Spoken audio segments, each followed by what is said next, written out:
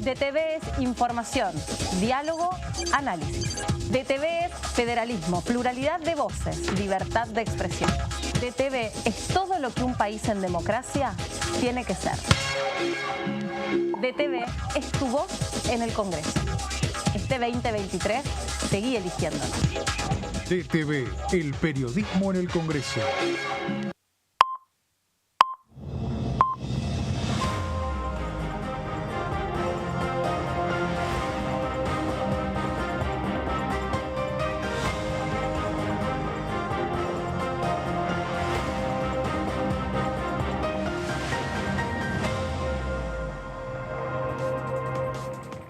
¿Cómo les va? Bienvenido. Hoy no miren lo que parezco, como que vengo de hacer las compras con el coso acá colgado. ¿Qué tal? ¿Cómo les va? Bien, bien. Bienvenidos, Hola, compañeros. bien. ¿Todo en orden?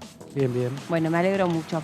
¿Cómo le va, diputado Arroyo? Muy bien. ¿Cómo anda? Muy bien, buenas tardes. Bueno, muy qué bien. bueno, qué Muy bueno. bien. Estamos, digamos, aprovechando las últimas horas antes de la veda, así que hoy vamos a hablar un Sí. poquito más de política en general.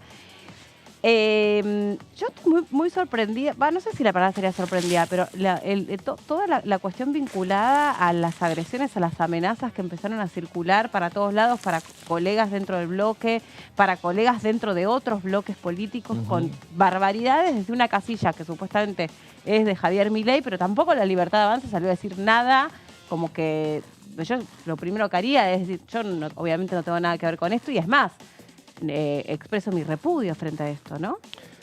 Sí, raro. Entiendo yo que las redes permiten eso, que la gente vaya, se cebe, plantee una cosa, otra. Hay cosas que no pueden pasar. No puede haber amenazas, claramente. No puede, en mi opinión, reivindicarse el terrorismo de Estado. Hay cosas que están fuera de la caja democrática y no deben pasar. Entiendo, supongo yo que no será gente de la Libertad Avanza, sino que gente suelta que querrá llamar la atención de alguna forma. Pero la verdad que vale que todos lo repudiemos. Yo, si fuera hacia otra persona de otro espacio político... Aunque piense distinto, sí, ¿no? absolutamente, Pero la porque violencia... a ver, no puede haber violencia, no puede haber maltrato, no puede haber defensa del terrorismo de Estado. Para mí eso es lo que está fuera de la caja democrática. Después, si me gusta el gobierno o no, si hay que abrir más la economía o no, si es una buena política o no, es un debate. Pero fuera de la caja democrática está el maltrato, está la violencia, las amenazas y la defensa del terrorismo de Estado. Para mí, yo por lo menos trabajo en esa idea. Perdón, obviamente esto está abierto a todos, pero ¿se había vivido antes, en todo lo que es tu vida política, alguna elección que generase lo que generó esta y en esta instancia? No, me parece que nunca hubo un balotaje que marcara dos caminos tan fuertes. Creo también que hay un problema con la cantidad de tiempo que dura el proceso electoral. Es muy desgastante para todos. Es decir, en junio se seleccionan los candidatos, fue un proceso muy largo. Estamos llegando a noviembre. Está claro que vamos a un balotaje parejo con mucha tensión y creo que de alguna manera se ha vuelto a reposicionar una grieta en términos de blanco-negro, uno u otro. Yo en general no creo que las cosas sean blanco-negro, A o B, pero el balotaje es eso. Me parece que es un nivel de tensión y de angustia. Yo veo tensión, pero veo mucha gente angustiada, muy preocupada, con mucha angustia sobre el proceso electoral y que quiere que termine, que se vote, que haya un presidente y listo, ¿no? Fue demasiado largo. ¿Pensás que hay una intención de generar un clima con esto? Por ejemplo, hoy apareció esta denuncia ante el juzgado de Servinia de Cubría, hecha por Karina Milei con el abogado Santiago Viola, de un supuesto fraude electoral a gran escala, involucrando a la gendarmería, hicieron una denuncia, que se están cambiando urnas, están hablando de fraude. ¿Se quiere instalar algo? ¿Se está enrareciendo el clima a propósito? ¿Cómo lo ves? Creo que se quiere instalar la idea de fraude y eso está mal porque realmente no hay fraude en Argentina. En la Argentina, la forma de chequear si hay fraude o no es si los gobiernos pierden. En Argentina los gobiernos han ganado, han perdido, ha habido alternancia de distinto tipo, gobierno parecía muy fuerte, han perdido elecciones. Está claro que los veedores internacionales han estado siempre y siempre han visto que el sistema en Argentina funciona. El domingo tenemos un resultado provisorio y después el resultado definitivo es décimas de diferencia nada más. Sí, creo que es una macana, que no hay que jorobar con eso. Nosotros tenemos que fortalecer la democracia, fortalecer nuestro sistema electoral. Se podrá discutir si hay que ir o no a una boleta única. Yo creo que es tiempo de discutir eso y no seguir con estas tensiones. Pero no, me parece que es un error grande lo del fraude. No entiendo lo que pasó con entregar menos boletas. Eso, la verdad, que no lo comprendo, porque la lógica de cualquier partido político es que uno lo vote mucha gente. Entonces, entiendo yo que deberían haber, la Libertad Avanza, deberían haber entregado la cantidad de boletas que correspondía y además ir reponiendo. Espero que sea solo un ¿Se rum habrán, rum y se no habrán más. imprimido la cantidad de boletas que hay que imprimir? Y eso sí, porque esa parte... Porque la veníamos financia- diciendo, el partido recibe la plata, Sí. imprime sus boletas, Sí. con esa plata que recibe. Sí. Si no imprimo, si tengo que imprimir 5 millones de boletas, imprimo 3 millones de boletas, me quedo con la plata de 2 millones de boletas, ¿no? Sí, pero es... ¿Pasa eso? ¿Puede es- pasar? Yo entiendo que puede pasar en un partido chico que está Sí. peleando a ver si llega al 1,5% de los votos ¿O tienen no. un negocio electoral que alguna vez se debería hacer algo para que esos Coincido, negocios y creo que lo de hay. armar un sello no se haga más, ¿no? Absolutamente, pero eso es el partido J que presenta un candidato que saca el 0,50% de los votos, lo entiendo. Esto no, esto es un balotaje, esto es uno u otro, Claro. tiene que imprimir la cantidad de boletas y además ir a reponer. La idea de, porque me las van a romper o lo que fuera. O robar, dice. O robar, imprimo menos, o sea, entrego menos. Es un error grande, Yo ¿no? escuchaba hoy, además, Patricia Bullrich hizo esta caminata por San Isidro con un intendente, con el intendente electo, no con uno, perdón, con el intendente de Lanús electo, y decía, bueno, que los fiscales, que no tengan miedo, pero ¿miedo de qué? ¿Qué No. se está queriendo instalar? ¿Quién le va a hacer algún fiscal? Yo creo que eso es una macana grande, en serio. Sí, pero- De hecho, mi impresión es que va a terminar teniendo los fiscales que corresponden, la Libertad Avanza, más el PRO. Es una elección muy sencillita, son 2 boletas nada más, no hay Claro. mucho misterio. Es muy sencilla luego la planilla. El Uno escrutinio el también. es rapidísimo. Recién a las 9 de la noche se pueden dar los datos, yo entiendo que a las 9:05 ya vamos a tener claridad, porque Una no hay tendencia. mucho misterio. Son 2 boletas, no es la PASO que vos de cada partido tenés varias categorías, varios candidatos entre sí. No, la verdad que no jorobaría mucho con el tema de fraude, me parece que es complicado, tenemos que fortalecer nuestra credibilidad en la democracia y mejorar lo que hay que mejorar. La verdad que estamos Ahora, en un momento que hay que tener boleta única, no se puede seguir así. Diputado, ¿cómo evalúa entonces esta campaña? Es una campaña rara, una campaña típica. Sí. Estamos viendo este tema de cruce de denuncias. Está el tema de inteligencia artificial, como también para modificar un poco todo lo que tiene que ver con los mensajes, algo raro también, nunca visto. No hay actos tradicionales, no hay acto de cierre, por ejemplo, tradicional como antes. Con lo cual estamos viendo una campaña rara, ¿no? Una campaña atípica Y eso para que lo que decís es. vos también de la incorporación de una herramienta que sería fantástica como la inteligencia artificial, que se metió incluso a tocarle la cola a la democracia, porque Total. todo lo que se hizo alrededor de instalar solo para generar sesgos de confirmación respecto de las personas es lo peligroso, ¿no? Claro. Este video absolutamente mentiroso y engañoso de la figura de Sergio Massa, supuestamente en una situación de estado de consumo, la verdad que es cruzar todos los límites. Claro, es raro. ¿Cómo califica la campaña? Para mí es la primer campaña de lo que va a ser así en el futuro y yo estoy preocupado. Ah. La campaña de Bolsonaro y Haddad, no la de contra Lula, sino Bolsonaro cuando le gana a Haddad, por WhatsApp mandaban cosas que eran tremendas, hablaban de Bolsonaro, hablaban de Haddad, que era el candidato del PT, como que estaba con niños, todas cosas que eran absolutamente mentiras, pero era medio artesanal, todavía no existía la inteligencia artificial, alguien lo podía creer o no. Me parece, a mí me preocupa que las campañas van a ser así. Creo verdaderamente que las campañas de actos masivos van camino a achicarse mucho, porque es hablarle a los convencidos. De hecho, no hay cierres. Normalmente peronismo haría un cierre de un gran acto en la cancha de River o la cancha... Eso ya no tiene sentido, porque es hablarle a todos aquellos que van sabiendo que van a votar. Me parece que lo que define esta campaña es hablarle a los indecisos. Hay que ser muy cuidadoso con el tema de inteligencia artificial, así como pasó con ese video con Massa, se puede decirle a alguien lo que uno quiera, eso tiene que tener un nivel de regulación. Yo estuve con otros parlamentarios de otros países que estaban tratando de regular y no es fácil tampoco, porque hay que mantener la libertad de expresión y junto con no se puede hacer cualquier cosa, pero me parece que las campañas van a ser así y hay que ser muy cuidadosos. Yo creo que hay que achicar los tiempos. No podemos nosotros estar medio año de toda nuestra vida, porque en la Argentina no es solo que impacta sobre alguien como a mí que me interesa la política. Al kiosquero de la esquina está todo el año viendo qué pasa, qué no pasa, si va esto, no. Pero además estamos desde febrero con elecciones. Exacto. Es todo el año. Es un año con las provinciales, donde las Exacto. provincias se desmarcaron y hicieron la suya. Bueno. Y eso, bueno, Bueno, también tienen su derecho, todo el tema de... Yo estuve en Chaco esta semana, el martes votaron 6 veces ya. Claro. O sea, es como Sí, mucho, sí. demasiado, varias veces. Va, vota para la PASO gobernador, para el intendente del lugar, para la PASO nacional, para la primera vuelta, la segunda. Es demasiado, realmente es demasiado. Y es un país donde objetivamente, como hay tantos problemas económicos, le altera la vida al kiosquero de la esquina, al pyme, al que tiene un taller mecánico. Normalmente un país, los que están vinculados a la política deberían estar alterados, pero no el del taller mecánico, que en principio no le debería cambiar tanto si gana A o B. Bueno, por eso, yo sería de la idea de que hay que Bueno, cambiar. en nombre del federalismo, las provincias, las dirigencias provinciales se han dado todos estos sistemas, Sí, ¿no? sí. Yo en eso sí creo y además creo que eso no se puede cambiar, pero si achicamos, aunque sea el cronograma nacional, Ujú. hacerlo no tan extendido, al menos en 2 meses resolvemos el tema. Entonces uno le queda claro, votó. Digo, ¿qué sentido tiene haber pasado un mes entre la primera vuelta y el balotaje? El que se decide último momento se va a decir último momento este domingo o 2 domingos antes si le hubiera tocado. Eso que decís, perdón, yo lo tuteo al diputado Arroyo porque no sé, por costumbre, perdón, por confianzuda también. Yo creo que eso que decís es cierto, porque lo único que se termina generando en el mes que distancia entre la definición de quién se sube al balotaje hasta la instancia misma de la elección es manoseo, es mayor agresividad, es, digamos, generar un clima social muy delicado donde la sensación es que cualquier cosa puede pasar. Sí, y del lado del comerciante, del pyme, la sensación de incertidumbre general. Si nosotros hubiéramos achicado entre la PASO es para definir quién gana en cada espacio y quién sube al 1,5. Se define rápido. Si enseguida hacemos la primera vuelta, si enseguida hacemos la segunda, si todo el tiempo fueran 60 días para mí nada más, eso nos resolvería realmente y lo haría más simple. Para mí hay que achicar ese proceso.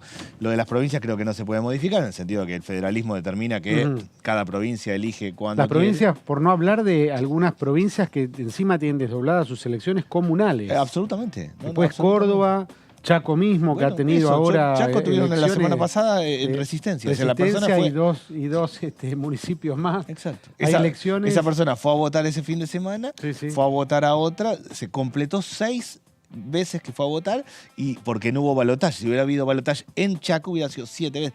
Es excesivo. Ahora, 7 veces votar no tiene Daniel, sentido. gane quien gane, digamos, vamos a tener un Congreso muy dividido, muy fracturado. ¿Cómo te imaginás ese Congreso? Más allá de quien gane, ¿no? Yo creo que va a haber que armar coaliciones políticas fuertes.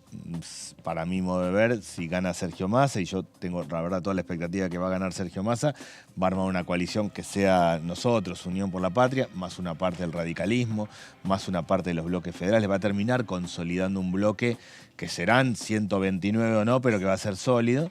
Y entiendo que si gana Javier Milei, junto con el PRO, van a terminar de consolidar también un bloque significativo. No hay manera, el modelo que aplicó Macri para mí en su gobierno, que fue ley por ley, ir construyendo, es muy complejo en Argentina. Pero de todas maneras, aún así, conformando un interbloque o un bloque, necesitarían generar consensos, pues no llegan por ahí a los 129. Hay que, primero, durante largos años nadie va a tener mayoría plena en Argentina. Nadie va a ganar con el 70% de los votos, ni va a tener una bancada parlamentaria. Eso que se decía habitualmente, que el Congreso era una escribanía, no va a suceder, porque no van a tener los números. Con lo cual, esa va a ser la lógica. Ahora, para que eso funcione, hay que tener una base fuerte, o sea, hay que tener una base de consenso, una bancada amplia que no llegará, pero que tiene que discutir, pero con una parte nada más. Lo que no se puede es que cada día sea un nuevo día. Eso es muy complicado. Yo sería de la idea de que efectivamente tenemos que ir a un esquema, y para mí lo va a hacer Sergio Massa, y entiendo que también lo haría Javier Milei. Tampoco funcionaría un sistema presidencialista a puro decretazo, digamos. No, eso no es la Argentina, eso está mal, eso es realmente negativo, y eso es correr los límites de la democracia. Los decretos son de necesidad de urgencia cuando hay una necesidad de urgencia. Hay una inundación mañana, hay que resolver un tema, hay que tener un decreto. Eso está claro y no se puede esperar que se junte el Parlamento.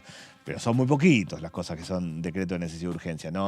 Y aún no. así tiene que pasar por la comisión Sí, bicameral. pero yo entiendo, digo inundaciones porque lo viví como ministro. Hay momentos que hay que tomar decisiones y hay que hacerla ahora, ya no puedo consultar a nadie porque es ahora, en este instante tengo que resolver. Para eso son los decretos de necesidad de urgencia. Cuando hay una necesidad, una urgencia clara, pero vivir de eso no, vivir de eso está mal y no. Para mí lo que va a pasar, si gana Sergio Massa lo tengo claro, se va a armar una base parlamentaria importante y va a haber que conversar con otro, pero vamos a tener una base parlamentaria importante. Interpreto que si gana Javier Milei, la base va a ser más de derecha, es decir, más pro y extrema derecha, pero que también va a tener una base parlamentaria. ¿Te imaginas el bloque de Unión por la Patria, aún en un gobierno de Massa, que se mantiene unido tal como está hoy? Sí, sí, Porque claro. es un bloque, aunque no parece, creo que es mérito de Germán Martínez, pero es un bloque muy heterogéneo, ¿no? También. Es heterogéneo en términos de pensamiento, de ideas. Uno podría decir que hay más centro-izquierda y más centro, por ponerlo así conceptualmente. Pero sí, entiendo que sí. Yo creo que hay mucha conciencia en los parlamentarios en general de todos los partidos que está muy complicada la cosa, que hay que hacer cambios estructurales profundos. Nosotros vamos a tener que discutir leyes grandes, trascendentes, no menores. Y eso requiere que todo el bloque trabaje en conjunto. Sí, yo creo que se va a mantener unido, básicamente porque hay mucha conciencia de que acá yo me imagino una batería de leyes fuertes, trascendentes, estructurales que va a haber que votar. Ahora hay un porcentaje importante de diputados y diputadas que gana la libertad de Avanza, y también el discurso, por lo menos con el que se vienen haciendo fuertes, lo que hablamos hace un ratito, es un discurso antidemocrático. Entonces, ¿cómo uno se sienta a intentar establecer negociaciones y sacar leyes que son importantes? Digamos, a excepción de las económicas, que también van a ser muy importantes y va a haber que discutir, pero me refiero a todo lo demás, a donde claramente hay gente que es reivindicatoria o reivindica la dictadura militar, y eso es absolutamente antidemocrático, y están sentadas en un Congreso a donde ellos pretenden contribuir con la democracia. Entonces es muy contradictorio cómo uno puede sentar ahí las bases para discutir distintos proyectos. Sí. Primero yo creo que tienen la oportunidad, la gente de la Libertad Avanza, de trabajar en el Congreso, porque hasta acá no lo han hecho objetivamente. No han ido a las comisiones, no han presentado proyectos. Son poquitos, son 3, entiendo que eso limita, pero a la izquierda son 4 y están en todas las comisiones, plantean ideas, presentan dictamen de minoría. Uno tiene que trabajar de lo que tiene que trabajar. Acá, como diputado, hay que trabajar de diputado. Yo primero espero que puedan expresar esas ideas en proyectos, en leyes. A mí sobre el tema negacionismo me genera una tensión, porque yo siempre entendí que no hacía falta una ley contra el negacionismo en Argentina porque estaba dado. Yo soy de la idea de que no hay que hacer leyes para decir que el agua sin gas es sana, es obvio. Yo entendía que el tema de la discusión sobre el negacionismo estaba resuelto y entonces no había que hacer una ley. Varias veces hubo gente que presentó proyectos y yo entendía de qué estamos hablando. O sea, bueno, la verdad que he cambiado mi opinión porque hoy hay un debate fuerte. Eso para mí es un parteaguas y es algo que claramente va más allá del límite. El resto es discutible. Entiendo que los bloques de Libertad Avanza presentarán proyectos más pro mercado, lo cual es lógico, fueron votados para eso. Sí, eso lo interpreto. uno puede entender eso, pero esa parte. El tema de terrorismo de Estado es distinto a todo el resto. Que el Estado entre, se lleve las personas, mate, haga desaparecer, entregue niños, tire desde los aviones personas. El Estado, eso es terrorismo de Estado, eso no es democrático, eso es un límite que no se puede pasar. Todo el resto es discutible. Yo espero primero que los diputados de Libertad Avanza trabajen, es decir, trabajen en el sentido que presenten proyectos de lo que creen que es conveniente. Bueno, pero algunos de los proyectos que uno escucha son realmente aterradores. Ellos que hablan de la campaña del miedo son aterradores. Sí, digo, escuché el tema de la paternidad, por ejemplo, de renunciar a la paternidad. O de hacer o de reconfigurar la ESMA en un jardín de infantes, o la verdad que sería... Son barbaridades realmente. No, yo creo que si gana Massa, mi opinión es que hay 2 caminos en el caso de la Libertad Avanza. Uno es ir por esas leyes, que es chocar y simplemente tensionar todo el tiempo. Y otro es que presentan leyes económicas con sus miradas, que no son la mía, pero son sus miradas y vale la pena y fueron elegidos para eso. Espero que prime la racionalidad. Ahora, diputado, ¿cuál sería el futuro del presupuesto? Porque ahora estamos esperando, en compás de espera, pero después va a haber, gane quien gane, necesidad de que se apruebe el presupuesto. ¿Cómo se lo imagina ese escenario? Primero que hay que aprobar el presupuesto. Yo entiendo que todo presidente que llega como presidente tiene que tener presupuesto, claramente. Seguramente Sergio Massa ya mandó su presupuesto hoy como ministro de Economía. Probablemente haga algunos cambios, no lo sé, pero intuyo que en este esquema macroeconómico algunos cambios. Después del 10 de diciembre hay que votarlo antes del 31 de diciembre. Y si fuera el caso de Javier Milei, tiene que tener presupuesto. Seguramente presentó un presupuesto muy alejado de lo que yo entiendo que es un presupuesto en Argentina, Pero mi lógica es, un gobierno tiene legitimidad porque fue votado. Si fue votado y tiene legitimidad, su primer presupuesto tiene que poder ejecutarlo. En eso entiendo que así vamos a tener que operar. Yo cuando fui diputado del Frente Renovador y presenté un presupuesto, a mi modo de ver, horrible, Macri, nosotros nos abstuvimos, le dimos la posibilidad de que tuviera presupuesto. No era el presupuesto que nosotros queríamos, no lo íbamos a votar a favor, pero entendíamos que tiene que tener presupuesto porque fue votado para eso y entonces nos abstuvimos para darle la chance que ejecute su presupuesto. Pero tiene que tener presupuesto, presidente, eso no hay duda. ¿Cuáles son esos cambios que mencionaste hace poquito? ¿Va a haber que hacer cambios? ¿Va a haber que hacer cosas de fondo? ¿Por dónde pasa? A mí me parece que la estructura impositiva en Argentina hay que rearmarla, hay que repensarla, hay que establecer un criterio, hay que simplificarla claramente. Eso en algún momento va a tener que ser una ley. No es posible que una pyme termine pagando casi 120 impuestos. Eso no tiene sentido, hay que reordenarlo. Para mí hay que hacer un esquema fuerte en lo educativo y en la reforma de la escuela secundaria. Va a haber que discutir y me imagino que el próximo año, no el 1 de enero, pero el próximo año va a ser un año de debate sobre lo educativo fuerte y tenemos que tener una ley de verdad de transformación de la escuela secundaria. En mi opinión, muchos de los blanqueos que se hicieron, yo creo que hay que hacer un blanqueo para las deudas de las familias, que den 100.000 pesos, 200.000, 40.000, 80.000. Hay que rearmar, desendeudar a las familias. Bueno, ese tipo de leyes para mí son estructurales. Entiendo yo que lo que tiene que ver con lo impositivo, lo que tiene que ver con el gasto público, con la emisión monetaria, va a haber leyes que van a limitar las posibilidades de funcionamiento del Estado. Creo que esas leyes económicas van a venir y vamos a tener que votarlas. Para mí esas son estructurales, son profundas. Nosotros no podemos seguir gastando en el Estado como si fuera sin ningún límite. No podemos seguir con el nivel de emisión monetaria que tenemos. Eso para mí son leyes. La forma de que no es que no lo haga el gobierno A o el ministro de Economía que sea en cada momento. Para que suceda, para que sean reglas económicas, tiene que ser leyes. Para mí todo eso van a venir como leyes al Congreso y va a haber que trabajarlas seriamente. ¿Y el futuro de los planes sociales? El futuro de los planes sociales también, en mi mirada,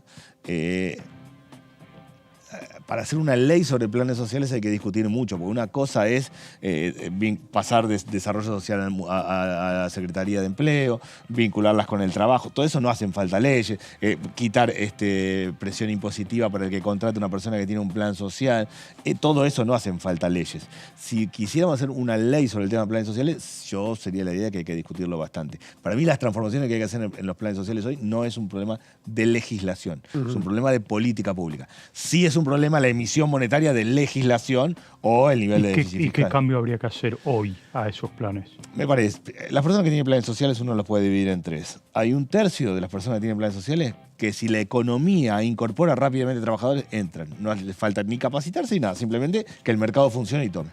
Hay una segunda parte que es capacitación, que aunque vuele la economía el próximo año o los próximos años, no van a entrar, necesitan capacitarse en construcción, en textil, en producción de alimentos, en cuidado de personas y en reciclado, que son los 5 sectores mano de obra intensiva. Hay una tercera parte de personas que están muy lejos del mercado laboral, por problemas de adicciones, de salud, muy lejos. ¿Ese es el núcleo duro de pobreza, digamos? Ese núcleo duro de pobreza requiere de planes sociales. Yo sería la idea de que no una ley, sino un programa para atenderlo. Puede ser una ley, pero no. Así como veo que el nivel de emisión monetaria tiene que tener una ley para que todos tengamos claro cómo se hace, en el tema de planes sociales es un tema de política pública. ¿Cuál es el aspecto? Una cuarta parte a tu esquema. ¿No hay un agujero negro, el cuarto factor, un agujero negro en los planes sociales? En el tema gente que no debería cobrarlos y los cobra. Sí, bueno, si eso quedó demostrado. Falta de auditoría. Sí, a mí me parece que hay una manera muy fácil de resolver en términos prácticos eso, que es universalizar. Y no hay debate ni en términos de a quién le corresponde y a quién no. Y la universalización es automáticamente se cruzan los datos, corresponde o no corresponde, y automáticamente se resuelve. La asignación universal por hijo no tiene ese problema. Un chico nace, se cruza la base de datos, los padres tienen trabajo formal o no tienen. Si tienen, va para la asignación familiar, si no, va para la UH. Lo que pasa es que ahí también hay una cuestión de recursos. Hay una cuestión de recursos, pero uno porque tiene no que, pueden ser ilimitados. Absolutamente.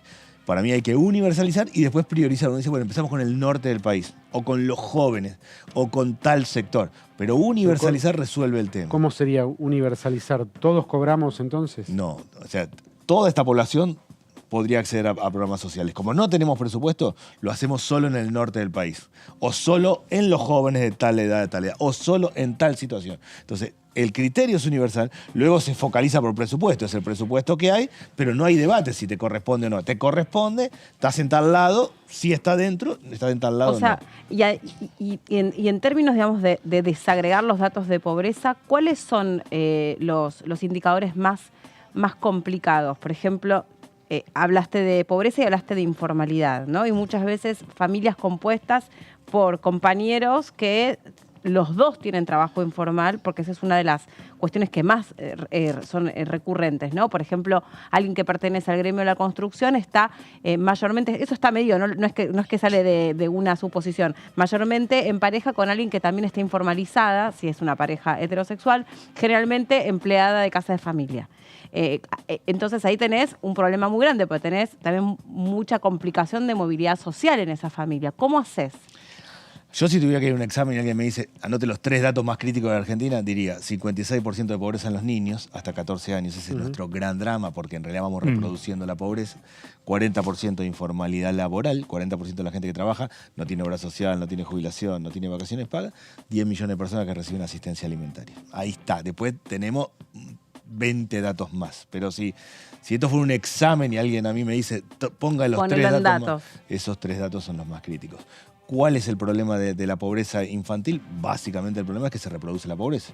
Al haber tantos niños en situación de pobreza, los niños no tienen buena vivienda, no están en condiciones sus padres, no tienen trabajo, no se alimentan bien, aprenden mal en la escuela y se reproduce la pobreza. Por ingresos, ¿no? Estás hablando. Por ingresos. Ni siquiera la multidimensional. Claro. No, la multidimensional es un debate en Argentina porque te da en algunos casos mejor y en otros peor, porque hay distintas situaciones. Pero para mí, la pobreza por ingresos la mide Argentina y no la mide en muchos otros países. El valor de medirlo así es que hace muchísimos años que se mide así. Entonces te permite comparar y decir, bueno, ¿dónde estamos parados? Te permite comparar. La pobreza infantil, el problema de la pobreza infantil es que es una pobreza con problemas de vivienda, es decir, no tener piso de material, no tener las condiciones, no tener un lugar para hacer, el lugar para hacer los deberes, la mesa, que es un problema de nutrición, en términos de que un chico come mal y que nosotros comamos mal, es un problema relativo porque ya tenemos nuestra estructura ósea desarrollada, nuestro intelecto. Ahora, un nene o una nena que coma mal no desarrolla peso y talla, no logra aprender bien en la escuela, no desarrolla la capacidad intelectual y es una pobreza de falta de oportunidades. Tiene más chances de dejar la escuela. Si deja la escuela, sí, de dejar la escuela y también de buscar una salida económica, como por ejemplo puede ser lo que sucede en Rosario. Muchos pibes entran al narcocrimen o al crimen organizado para buscar oportunidad económica. Bueno, el otro punto clave en la Argentina es que objetivamente al que vende droga le va mejor que al que trabaja y que objetivamente los jóvenes no consiguen un primer empleo en condiciones. El primer empleo hoy de verdad en la Argentina es una motito, una bici para ir de un lado a otro, llevar los pedidos y ser monotributista. Ese es en general el primer empleo en los jóvenes. Y objetivamente el que vende droga le va mejor. Pero no solo le va mejor en términos de que gana más plata, sino le va que mejor que a nosotros también, ¿eh? Sí, no, y termina dando crédito. Más grave aún que gana más es que tiene billete. Y el que tiene billete termina dando crédito. Y cuando termina dando crédito es un actor central en el barrio porque a todo el mundo le falta plata. Sí, para mí el tema del crédito es determinante en la Argentina. Termina prestando dinero. Termina prestando dinero, exactamente. Ahora, pero volviendo a lo que decía Guido de los planes sociales entregados de manera irregular, ¿cuándo se va a terminar eso? Seguimos viendo muchos beneficiarios de planes sociales que se van de viaje al exterior, reciben los planes sociales. En eso, objetivamente, no le he seguido los datos en el último tiempo. Leo lo que lee cualquiera. Tengo claro cómo se cruzan los datos. No conozco, entiendo que el Ministerio dio 1.100 y pico de baja de personas que tienen que ver con el tema de los viajes. Entiendo que hay que integrar todas las bases de datos en la Argentina, entonces va a quedar más claro si alguien salió o no salió, si hizo. Digo, un problema en Argentina es que las bases de datos están dispersas. Son buenas, pero están dispersas entre sí. Una cosa que sería positivo para mí es unificar el conjunto de bases de datos. No solo para los planes sociales, sino para el resto de los subsidios no está y los todavía apoyos. La mejor base de datos la tiene el ANSES, en mi opinión, porque todos tenemos una clave de seguridad social. Existe el SINTIS, el Sistema Único Tributario y Social, que cruza datos, y entiendo, no conozco mucho, pero entiendo que la AFIP tiene una buena base de datos porque tiene la información. Si todo eso cruza todo y va a una base unificada, federal, quedaría claro para todos. O sea, para el funcionario sería más fácil porque queda más tranquilo. Hay un pedido de que una persona entre, va a esa base de datos y esa base de datos termina. En eso sí yo creo que tenemos que avanzar. La verdad es que la tecnología juega a favor hoy para hacerlo. Una de las cosas que yo creo que hacer es una base única, central, federal, que le simplifica la vida al funcionario, porque el funcionario antes de dar un alta a algo, manda ahí y automáticamente queda claro. En 2002, cuando después de la mesa de diálogo Dualde con la Iglesia, el PNUD, instrumentan los planes jefas y jefes de hogar, se vio como una gran solución, ¿no? Absolutamente. No había una red, cuando fue la gran crisis, no había una red de contención. Tenía 50 y pico por ciento de pobreza. Eso llegó. Kirchner decía cuando asumió, esto se termina, ¿te acordás? 2003, él decía, en 2004 sacaban los piqueteros en la Argentina. Él creía en eso, que de alguna manera se iba a terminar. Es decir, ahora pasaron tantos años y sigue, y hoy creo que no hay nadie en la política, en ningún sector, que no vea esto, que se vio como una solución en un momento, como uno de los problemas de la Argentina. Sí, uno de los planes de sociales. Sí, uno de los problemas a resolver, no los planes en sí. Sí. ¿No? Lo que pasó es que la economía no absorbió la cantidad de trabajadores que tenía que absorber. Es el núcleo del problema en la Argentina, es que la economía a veces creció. El estancamiento del sector privado, absolutamente, ¿no? O sea, la De salida. la clase media. Nosotros necesitamos ampliar la torta productiva. Aplastada, claro. Eso es sector privado, o sea, claramente. Nosotros tenemos más inversión, más sector privado. Yo creo que necesitamos más mercado, mejor Estado, pero más mercado. Cuando eso no pasó, el Estado lo compensó de distintas maneras, mejores o peores. Hoy tenés 40% de informalidad laboral. El crecimiento económico no va a tomar trabajadores formales porque el mundo no va hacia eso. Con lo cual el debate es, se genera un ingreso universal ciudadano, se baja la cantidad de horas de trabajo, se flexibiliza, hay distintas teorías, yo no creo en la flexibilización, pero hay distintos mecanismos. Pero eso hay que tomarlo claramente. Lo que pasó en la Argentina, lo que necesitamos es más sector privado, ampliar el mercado, claramente. Yo creo que ningún país crece en base al desarrollo exclusivo del Estado. Junto con eso, ningún país crece seriamente si no tiene Estado. Entonces, ¿cómo encontramos el equilibrio? El Estado no puede distribuir lo que no tiene. Necesitamos realmente inversiones y más desarrollo económico. Y la chance que tenemos es hacerlo en los próximos años en crecimiento, porque la economía va a crecer por litio, por energía, por economía, del conocimiento, por alimento. Entonces tenemos la chance de hacer un cambio fuerte en expansión económica. Cuando hizo eso el dualdismo en ese momento, era con contracción económica.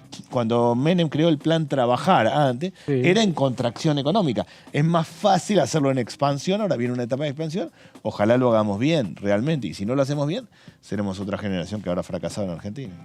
Gracias por haber venido, diputado Arroyo, muy amable. Gracias. En función de lo que conversábamos al principio del programa, saben que la presidenta de la Cámara, Cecilia Moró, entre otras personas, recibieron amenazas y a propósito de eso, comunicó de una manera formal, expresó digamos, cómo se siente en virtud de las amenazas recibidas. Comunicó a la opinión pública que en el día de la fecha presenté una denuncia penal ante la División de Delitos Tecnológicos de la Policía Federal Argentina por amenazas de muerte hacia mi persona que recibí en la madrugada del día 12 de noviembre y otro mensaje intimidatorio que recibí por mail esta mañana dirigida a mi persona y que involucra además a otros miembros del Congreso de la Nación. Esto es porque claramente hubo una serie de amenazas que se propiciaron para distintos destinatarios, entre los que está Cecilia Moró, entre los que está el presidente de la Juventud Radical, entre los que está Romina del Pla y otros miembros que incluso les tomaron fotos, imágenes, capturas de su vida cotidiana, diciendo barbaridades. Ese mail también que se dirige a distintas personas dice que se va a exterminar todo aquel que no forme parte de la ideología de la Libertad Avanza. Exterminar es la palabra. Mucha libertad, Claro, y después hablan de la campaña del miedo, es que realmente da miedo, ¿no? Yo recién justo estaba revisando todas las palabras que contenía ese mail intimidatorio, por lo menos ese que salió de una casilla que además es una casilla que no es real, pero es una casilla que lleva el nombre de Javier Milei. Por eso decíamos al comienzo, tampoco Javier Milei ni nadie de la Libertad Avanza salió a repudiar. Claramente no es él el que se sentó a escribir eso, pero tampoco salieron a decir nada al respecto. ¿Qué es ese silencio? ¿Qué significa? ¿No? ¿Avalan acaso que efectivamente se puedan generar de manera automática esta serie de amenazas? Bueno, me parece que es serio, ¿no? Porque sea lo que pase, luego de las elecciones es un proceso democrático, ¿no? No puede elegirse entre democracia sí y democracia no, ya que jugamos con el por sí o por no. La democracia es la democracia, más allá de quién gane y quién pierda. Bueno, ese es el comunicado oficial. Hola Lu, ¿cómo andás? Bienvenida. Hola Meli, ¿cómo estás? Bien, bueno, ¿y vos? Quiero expresar en el sentido de lo que estás diciendo, en principio mi solidaridad con Cecilia Moró, con Romina del Pla y la extrema preocupación con la violencia política que recordemos, Meli, hemos hecho varias columnas en Diputados TV que forma parte ya de la ley 26.485 de violencia contra las mujeres. Este año el Congreso de la Nación recibió la misión de MESECVI de la OEA, de la Organización de Estados Americanos, ¿no? La comisión que está destinada a verificar la violencia política contra las mujeres. Su presidenta me dijo que no habían escuchado en otro país de América Latina el nivel de agresiones que se dicen en televisión, ¿no? Que eso permite después las agresiones que estamos viendo hoy, ¿no? Esta semana, por supuesto, vimos un video de Dolores Fonsi, me comuniqué con ella, hay amenazas sobre ella y sus familiares. Sí. Paulina Cocina, una cocinera, se expresa en redes sociales y dice, yo, si no me expreso, no es por la conveniencia o no que esto pueda tener, sino por la violencia, ¿no? Y yo soy denunciante de amenazas de muerte que están probadas en la justicia y hoy las redes sociales permiten determinados mecanismos como el programa Nateo, que es una calecita en donde no podés detectar el IP, ¿no? Entonces, las redes sociales, a diferencia del periodismo tradicional, con los beneficios y con también las críticas que se le puede hacer, permite directamente la amenaza de muerte directa, porque esa es una violencia que tenemos hoy en la Argentina de un nivel de gravedad como no lo hubo nunca. Y además, ya que hablas de violencia política, estrictamente la que es un tipo de violencia cometido contra las mujeres, por su condición de mujer y además de condición de mujer de política, el mail que está circulando y los tweets es te vamos a violar, te vamos a dejar desnuda en la calle y te va a pasar tal cosa. Es toda una cultura alrededor de las prácticas de los militares durante la dictadura. Cultura de la violación. Cultura de la violación. Por supuesto, más allá de la práctica, decirle a una mujer te vamos a violar no es lo mismo. Y esto no va en desmedro de, por ejemplo, vos acabás de mencionar al presidente de la Juventud Radical, de nada que se le pueda hacer a un hombre. Pero sí es muchísimo más grave, forma parte además de prácticas de violencia sexual de la dictadura militar. Yo les he contado durante el año que por defender y contar denuncias de abuso sexual, tengo amenazas que están probadas en la justicia, que quien las hace tiene como dirección el edificio Alas de la Fuerza Aérea Argentina. Entonces, no es que es lo mismo que haya amenazas, te voy a violar, te voy a dejar desnudo en la calle, en un país donde hubo violencia sexual como forma de exterminio, donde la Fuerza Aérea realizó vuelos de la muerte, ¿no? Tirando personas al río vivas, que hacerlo en otro contexto. Y no es lo mismo que se lo haga a la presidenta del Congreso de la Nación. Vos sabés, Meli, que acaba de pasar en España que acaban de nombrar a Pedro Sánchez presidente y en España la presidenta del Congreso de la Nación tuvo que decir que no permitía que se diga que un sistema democrático era un gobierno de facto, que no lo dejó asentado en las actas, algo que decía un integrante de Vox. Bueno, la verdad es que el análisis que hay que hacer es que si hoy la presidenta del Congreso de la Nación, por supuesto, está en la línea de sucesión presidencial además, recibe amenazas de muerte de ese tenor, si alguien después en el Congreso deslegitima la democracia, ¿quién es la que lo tiene que frenar y qué están queriendo hacer en la Argentina, no? No, es por eso, es lo que hablábamos al principio. Obviamente el motivo por el que estás acá, el tema que hayas preparado es otro y también te queremos escuchar al respecto. Pero bueno, uno, primero como mujer y segundo como miembros también de un canal institucional, tenemos que repudiar claramente la violencia que se ejerce bajo cualquier forma, ¿no? Porque esto no es una violencia menor solo porque sucede a través de un tuit o a través de un mail, de esto también ya hemos hablado. Es violencia que se traslada al plano de lo real, no hay virtualidad, es realidad, que se hace a través de un medio digital, pero es real la violencia, y está algo ahí. Que sabemos las madres, Meli, porque vos lo sabés, hemos hablado muchas veces, lo he hablado con Cecilia en su gestión de diputada y lo sé también como mamá. Es una violencia que te da miedo de lo que pasa ya con tus hijas y con tus hijos, ¿no? Mi hija está estudiando en un colegio secundario, se acercó a una esquina donde había integrantes de la Libertad Avanza y le dijeron literalmente, el único error de Videla fue no matarlos a todos. Sí. Entonces estás viviendo en un país en donde te da miedo trabajar, te da miedo expresarte, te da miedo ejercer una función pública como la de diputado o presidenta del Congreso de la Nación, te da miedo ser periodista y te da miedo también ser mamá cuando cuando hay amenazas de muerte de este tenor. Y también formar parte de un medio público, porque la amenaza también incluso tiene que ver con eso, con que tenemos que cuidar nuestros trabajos porque... Bueno, hay que ver qué es lo que pasa si a partir del domingo gana una opción que quiere privatizar todo. Y frente a privatizar todo, la opción es que vos, que te dedicas a trabajar a un medio público, a un medio institucional, bueno, cuídalo porque no sabemos qué te va a pasar. Eso también es amenazar y eso también es violencia. Y eso es un miembro de este Congreso. Este también es un medio institucional que no sé si se podría privatizar porque van por todo, ¿no? Esta gente va por todo. Bueno. Ya nos vamos a seguir ocupando de esto, pero íbamos a hablar, Lu, de otro tema que trajiste. Otro tema que son las cardiopatías congénitas, la ley que se aprueba en el Congreso de la Nación y que ya fue promulgada para que pueda efectivizarse por el Poder Ejecutivo, en este caso por el Ministerio de Salud de la Nación.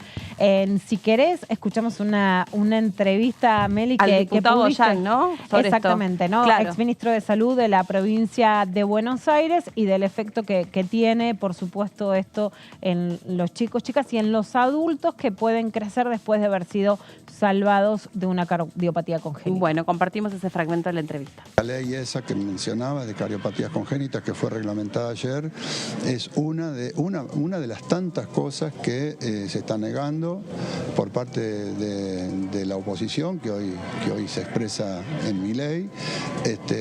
Bueno, volvieron a ratificar esta cosa del mercado de órganos, ¿no? Es decir, la verdad que uno no llega a comprender cómo... Esto está penado en Europa, esto está penado como lo que plantea la libertad avanza sobre la libertad esta del mercado de órganos, de vender y comprar.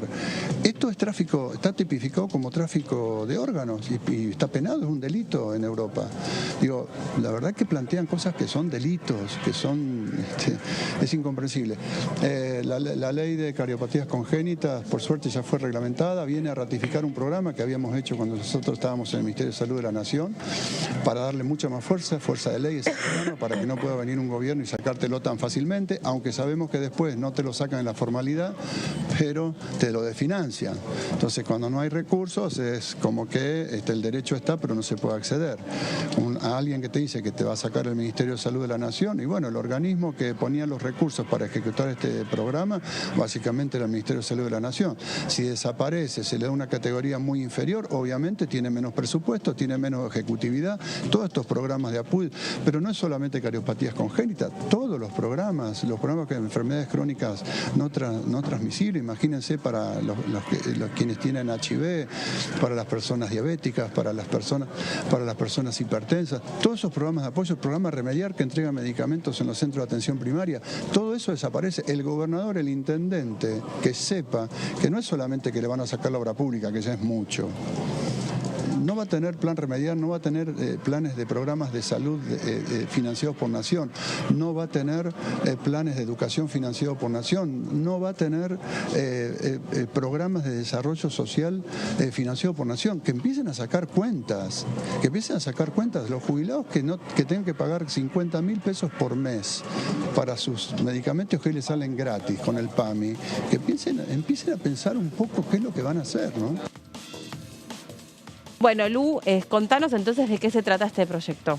Bueno, el proyecto que ya fue aprobado y la noticia es que está promulgado, por lo tanto está funcionando. Es verdad que venía funcionando, pero bueno, tiene la categoría de ley, lo cual lo institucionaliza como derecho, ¿no? Es el programa de cardiopatías congénitas. El 31 de octubre el Poder Ejecutivo publicó en el Boletín Oficial la reglamentación de la Ley 27.713 de cardiopatías congénitas. La norma garantiza la cobertura de todas las instancias de detección y tratamiento de la problemática en cada etapa de la vida, ¿no? Este es un programa muy importante porque empieza con la detección en el embarazo, ¿no? Me acuerdo una obstetra muy importante de la Argentina, Lucas Otaviano, llegaron a hacer, por ejemplo, operaciones desde el vientre materno, ¿no? O sea, lo importante que es la detección y después alrededor de toda la vida. El diputado Javier Milei se opuso porque dijo que implicaba más presencia del Estado. Por eso es una de las leyes que además son fundamentales, lo dijo también en una entrevista con Diego Skillman, el psicólogo y periodista de TN, ¿no? Que muestran un poco, es cierto, por eso son dos modelos de país,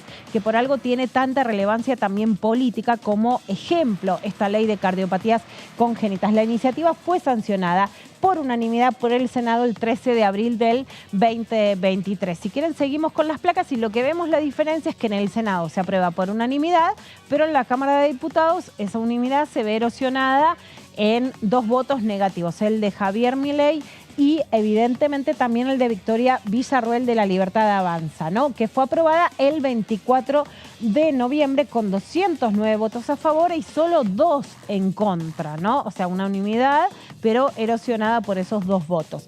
Javier Milei dijo, se votó en contra porque implicaba más presencia del Estado interfiriendo en la vida de los individuos y además implicaba más gastos y esto no funciona así. Esas fueron las palabras de Javier Milei. ¿Qué pasa? Aunque la salud pública pueda funcionar o haya salud privada o digas, bueno, tenés más ingresos, las cardiopatías son eventos que además cuando se dan, no digamos en la edad de la vida en la que hay que cuidarse o hacerse verificaciones, son extremadamente caros. Entonces son situaciones en las que si no tenés el dinero, claro, el dinero, la cobertura, te quedás afuera y que son cosas claramente de vida o muerte, ¿no? Vemos la siguiente placa que lo que implica es no solamente poderlo detectar ya desde el embarazo, sino que además puede estar en neonatología si es un bebé y además algo muy importante, Meli, que es que a lo mejor un niño, un bebé es salvado, pero después va a tener efectos a lo largo de la vida. Entonces, que ese tratamiento continúe cuando esos bebés que fueron salvados de una cardiopatía congénita puedan ser tratados también en la adultez, ¿no? Algo muy importante. En la práctica, ¿qué pasó? ¿Qué diferencia hay entre que sea ley o que no sea ley? Bueno, que se le dio rango al Programa Nacional de Cardiopatías Congénitas, porque Goyan hablaba de algo que ya sucedió en la Argentina, que es que se quita el Ministerio de Salud y no estamos hablando de burocracia o de organización del Estado, sino de jerarquizar el Ministerio de Salud. Entonces, un programa que existe puede dejar de existir. O sea, en muchos casos hay situaciones que no requerirían una ley, pero que la ley lo que hace es garantizar que haya políticas públicas de largo plazo, ¿no? Entonces hablaba también Daniel Goyan de esa instancia. Desde su creación, el Programa Nacional de Cardiopatías Congénitas en el 2008 atendió a más de 20.000 niñas y niños que tenían problemas gravísimos de corazón, que fueron intervenidos quirúrgicamente y logró reducir la lista de espera para estas intervenciones de 1.000 a 0. O sea, si vos tenías una cardiopatía congénita, tenías que anotar una lista de espera, anda a esperar, había 999 personas o chicos o chicas antes que vos o que tu hijo o que tu hija. Ahora ya no hay esta lista de espera en el caso de cardiopatías congénitas por existir un programa específico desde el 2008.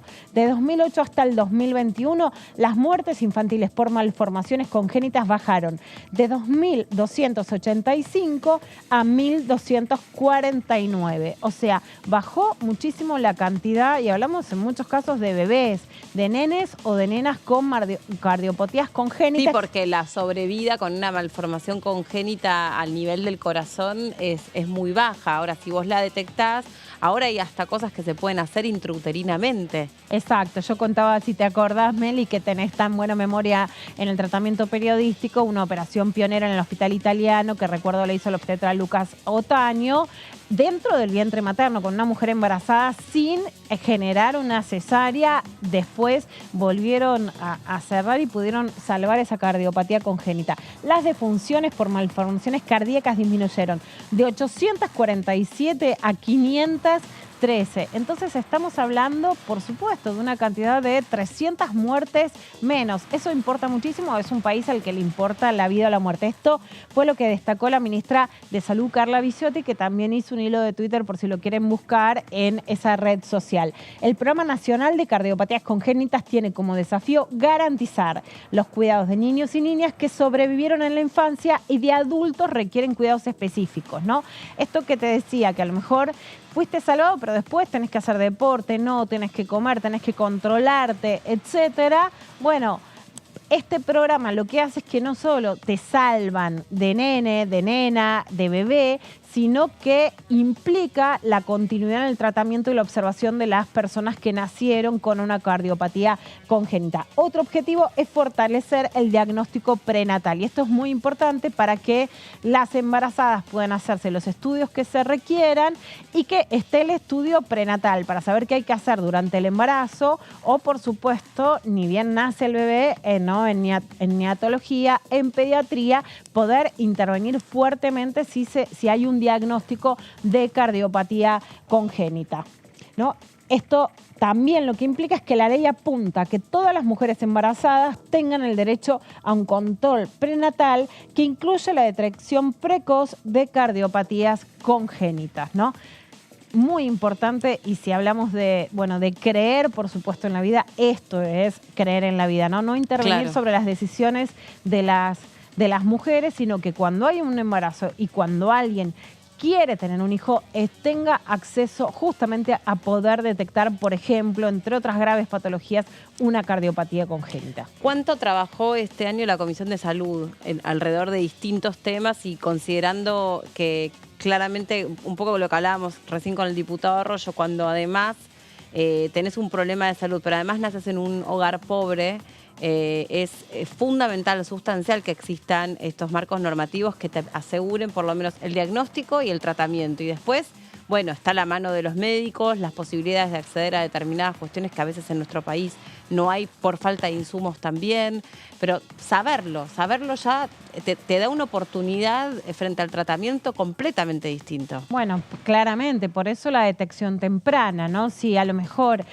una mujer vive en un pueblo que está alejado de un hospital con tecnología, ya lo sabe en el embarazo, puede trasladarse, puede tener ese alumbramiento en un hospital con determinada seguridad, puede venir al Hospital Garrahan de la Ciudad de Buenos Aires desde muchas provincias o localidades del interior de la provincia de Buenos Aires. Es central tener la detección, ¿no? En los casos de cáncer infantil también se avanzó en una ley y son casos importantísimos, por ejemplo, ¿no? Por eso es tan importante que se apunta al control de las mujeres embarazadas y que pueda darse esta detección temprana para prevenir o actuar rápidamente y también, como os decís, poder generar la infraestructura necesaria para que esa detección y control se puedan realizar como corresponde. Y que existan esos protocolos que no quede a merced de lo que interpreta el profesional, aquello que te tiene o no te tiene que hacer o puede o no hacerte, sino que esté bien descrito, que a tal semana de embarazo te corresponden tales estudios y que te permita, por lo menos lo mismo con respecto a la ley de síndrome de Down. La misma cuestión, ¿no? El diagnóstico sobre síndrome de Down, o sea, que te permitan saber, porque hoy existen además los dispositivos para que vos muy tempranamente sepas casi con certidumbre si el bebé por nacer viene o no viene con la trisonomía del cromosoma 21, y ahí vos podés tomar una decisión al respecto hasta generarle toda una red de contenciones a mamá y a ese papá y a ese bebé, en definitiva. O sea, es muy importante y eso es igualdad de derechos.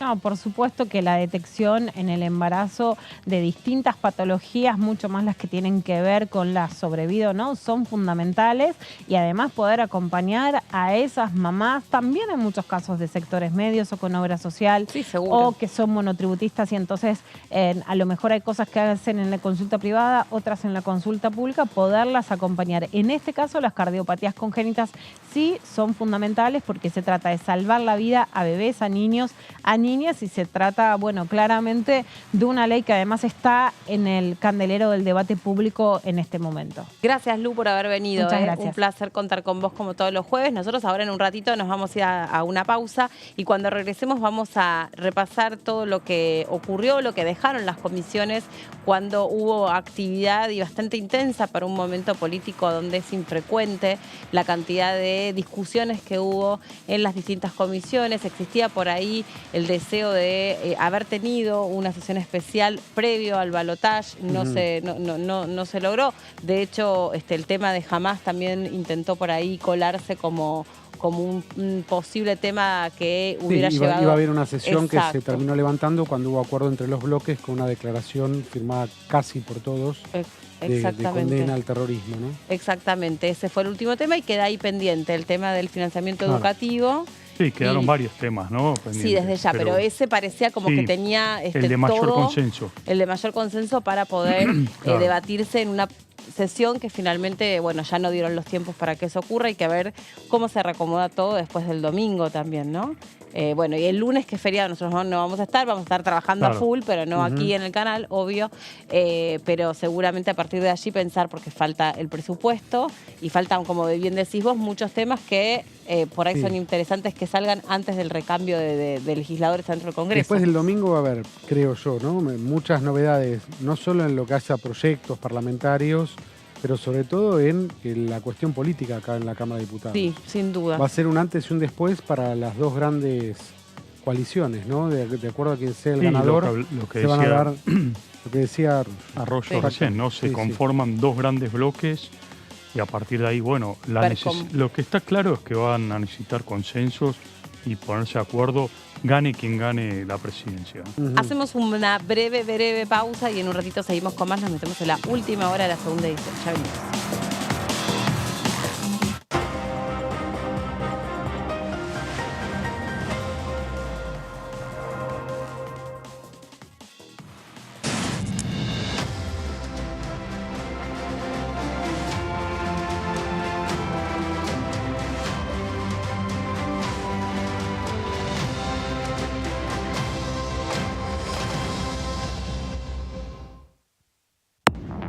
¿Cómo le va? Esto es el análisis por aquí por DTV. Recuperar para Juntos por el Cambio, para Juntos por Entre Ríos, en el caso nuestro, que así se llamaba nuestra coalición, porque tenía otros partidos adentro. La ciudad de Concordia, por ejemplo, ¿no? que nunca tuvo otro gobierno que no sea justicialista, bueno, tiene un significado y un sabor muy especial. Nos instó a seguir con la humildad militante y a practicarla las 24 horas del día, porque esto continúa y hoy más que nunca necesitamos eso para poder ganar este balotaje, ¿no? DTV, el análisis, de lunes a viernes.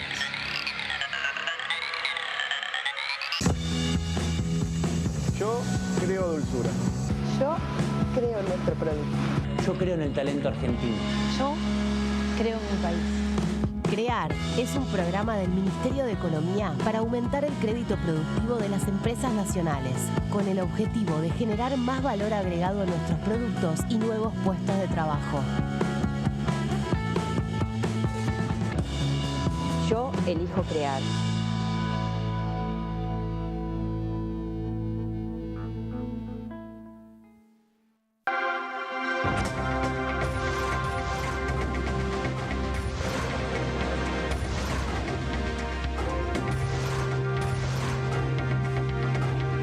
Ellos son tu voz en el análisis.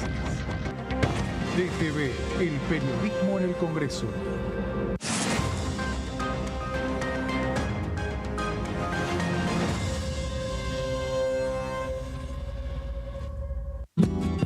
Este es el gasoducto Presidente Néstor Kirchner, una obra de escala mundial realizada en tiempo récord, que unirá la energía de Vaca Muerta con todo el país.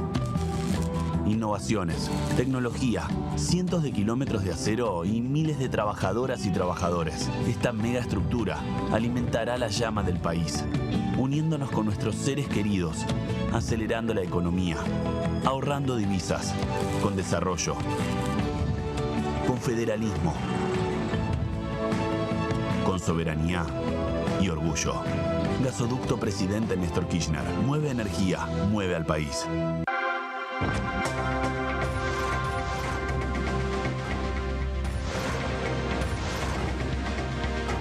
Ellos son tu voz en DTV, el resumen. DTV, el periodismo en el Congreso. DTV es información, diálogo, análisis. DTV es federalismo, pluralidad de voces, libertad de expresión. DTV es todo lo que un país en democracia tiene que ser.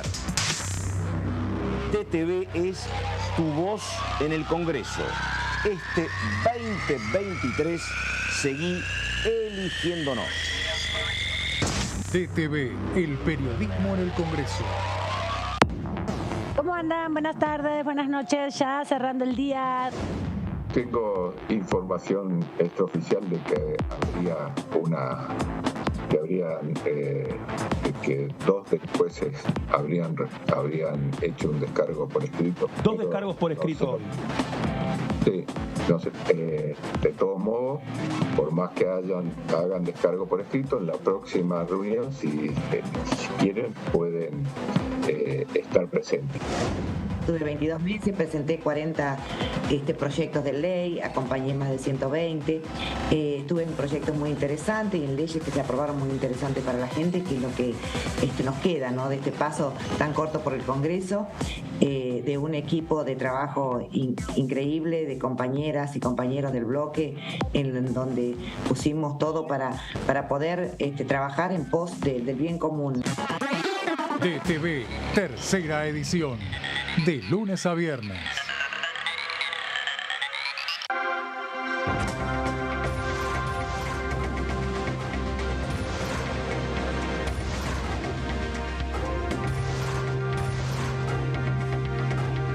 Ellos son tu voz en la tercera edición.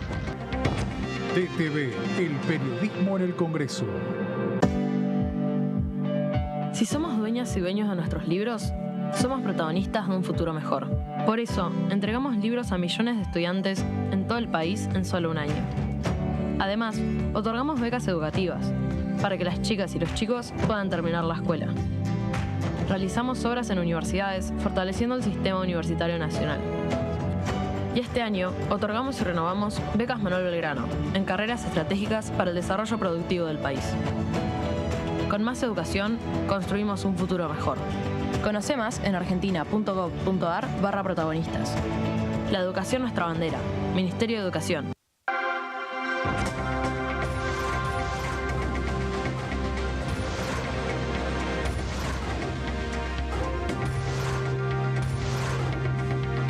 Ellos son tu voz en la tercera edición. DTV, el periodismo en el Congreso. Hola, hola, ¿cómo les va? Muy bienvenidos a una nueva edición de Coagenda. El abordaje de la problemática de los efectos del cambio climático sobre los ecosistemas costeros es, como vos dijiste, un área de estudio interdisciplinar.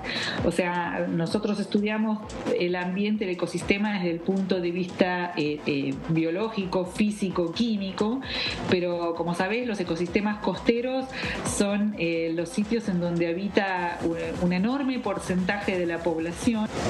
Vos recién mencionabas esto de los tips y tal vez el contenido de mi cuenta, que en un principio, que arrancó en el 2019 y hasta ahora siempre estuvo bastante vinculado con el cambio de hábitos, lo que podemos hacer desde nuestro lugar, lo que hablábamos recién, o la vez pasada sobre la industria de la moda. Y este año, yo creo que ya desde el año pasado estoy teniendo una tendencia a empezar a abordar un poco más los temas macro, pero este año es como que la coyuntura se impuso y no puedo hablar de nada que no sea esto. Ecoagenda, jueves 23 horas.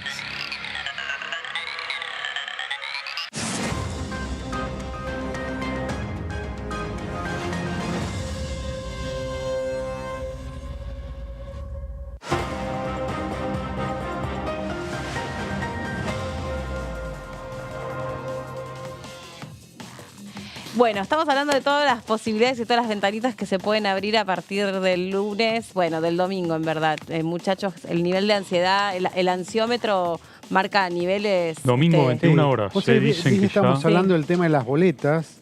Salió la justicia electoral con la firma de Servini de Cubría y otros dos camaristas a responsabilizar totalmente, si hay falta de boletas, la responsabilidad es de La Libertad Avanza. Sí. Lo dijo hoy la justicia electoral. Y después de esto que comentábamos de una denuncia de La Libertad Avanza que involucra a Gendarmería, salió Aníbal Fernández, que está bastante silencioso últimamente, como responsable del área de seguridad, a decir que va a hacer una denuncia también por la cuestión de la Gendarmería a Karina Milei, que es la que en Claro, su denuncia involucró a la gendarmería gendarmería. de haber vaciado urnas, ¿no? Y a partir de ahí la Sí, lo que pasa es que presentación. también se queda muy en una denuncia que siempre es show off, ¿no? Que siempre es mediática y no hay denuncias formales para que pueda, en tal caso, iniciarse una investigación como corresponde. Bueno, la jueza Servini en ese sentido, viste que no se le dice más Servini de Cubría, es Servini. No, es Servini. Servini. Pero uno lo tiene totalmente instalado como que todo el apellido es así. Ella dijo concretamente que además es un sistema muy robusto, el sistema de votación es un sistema robusto.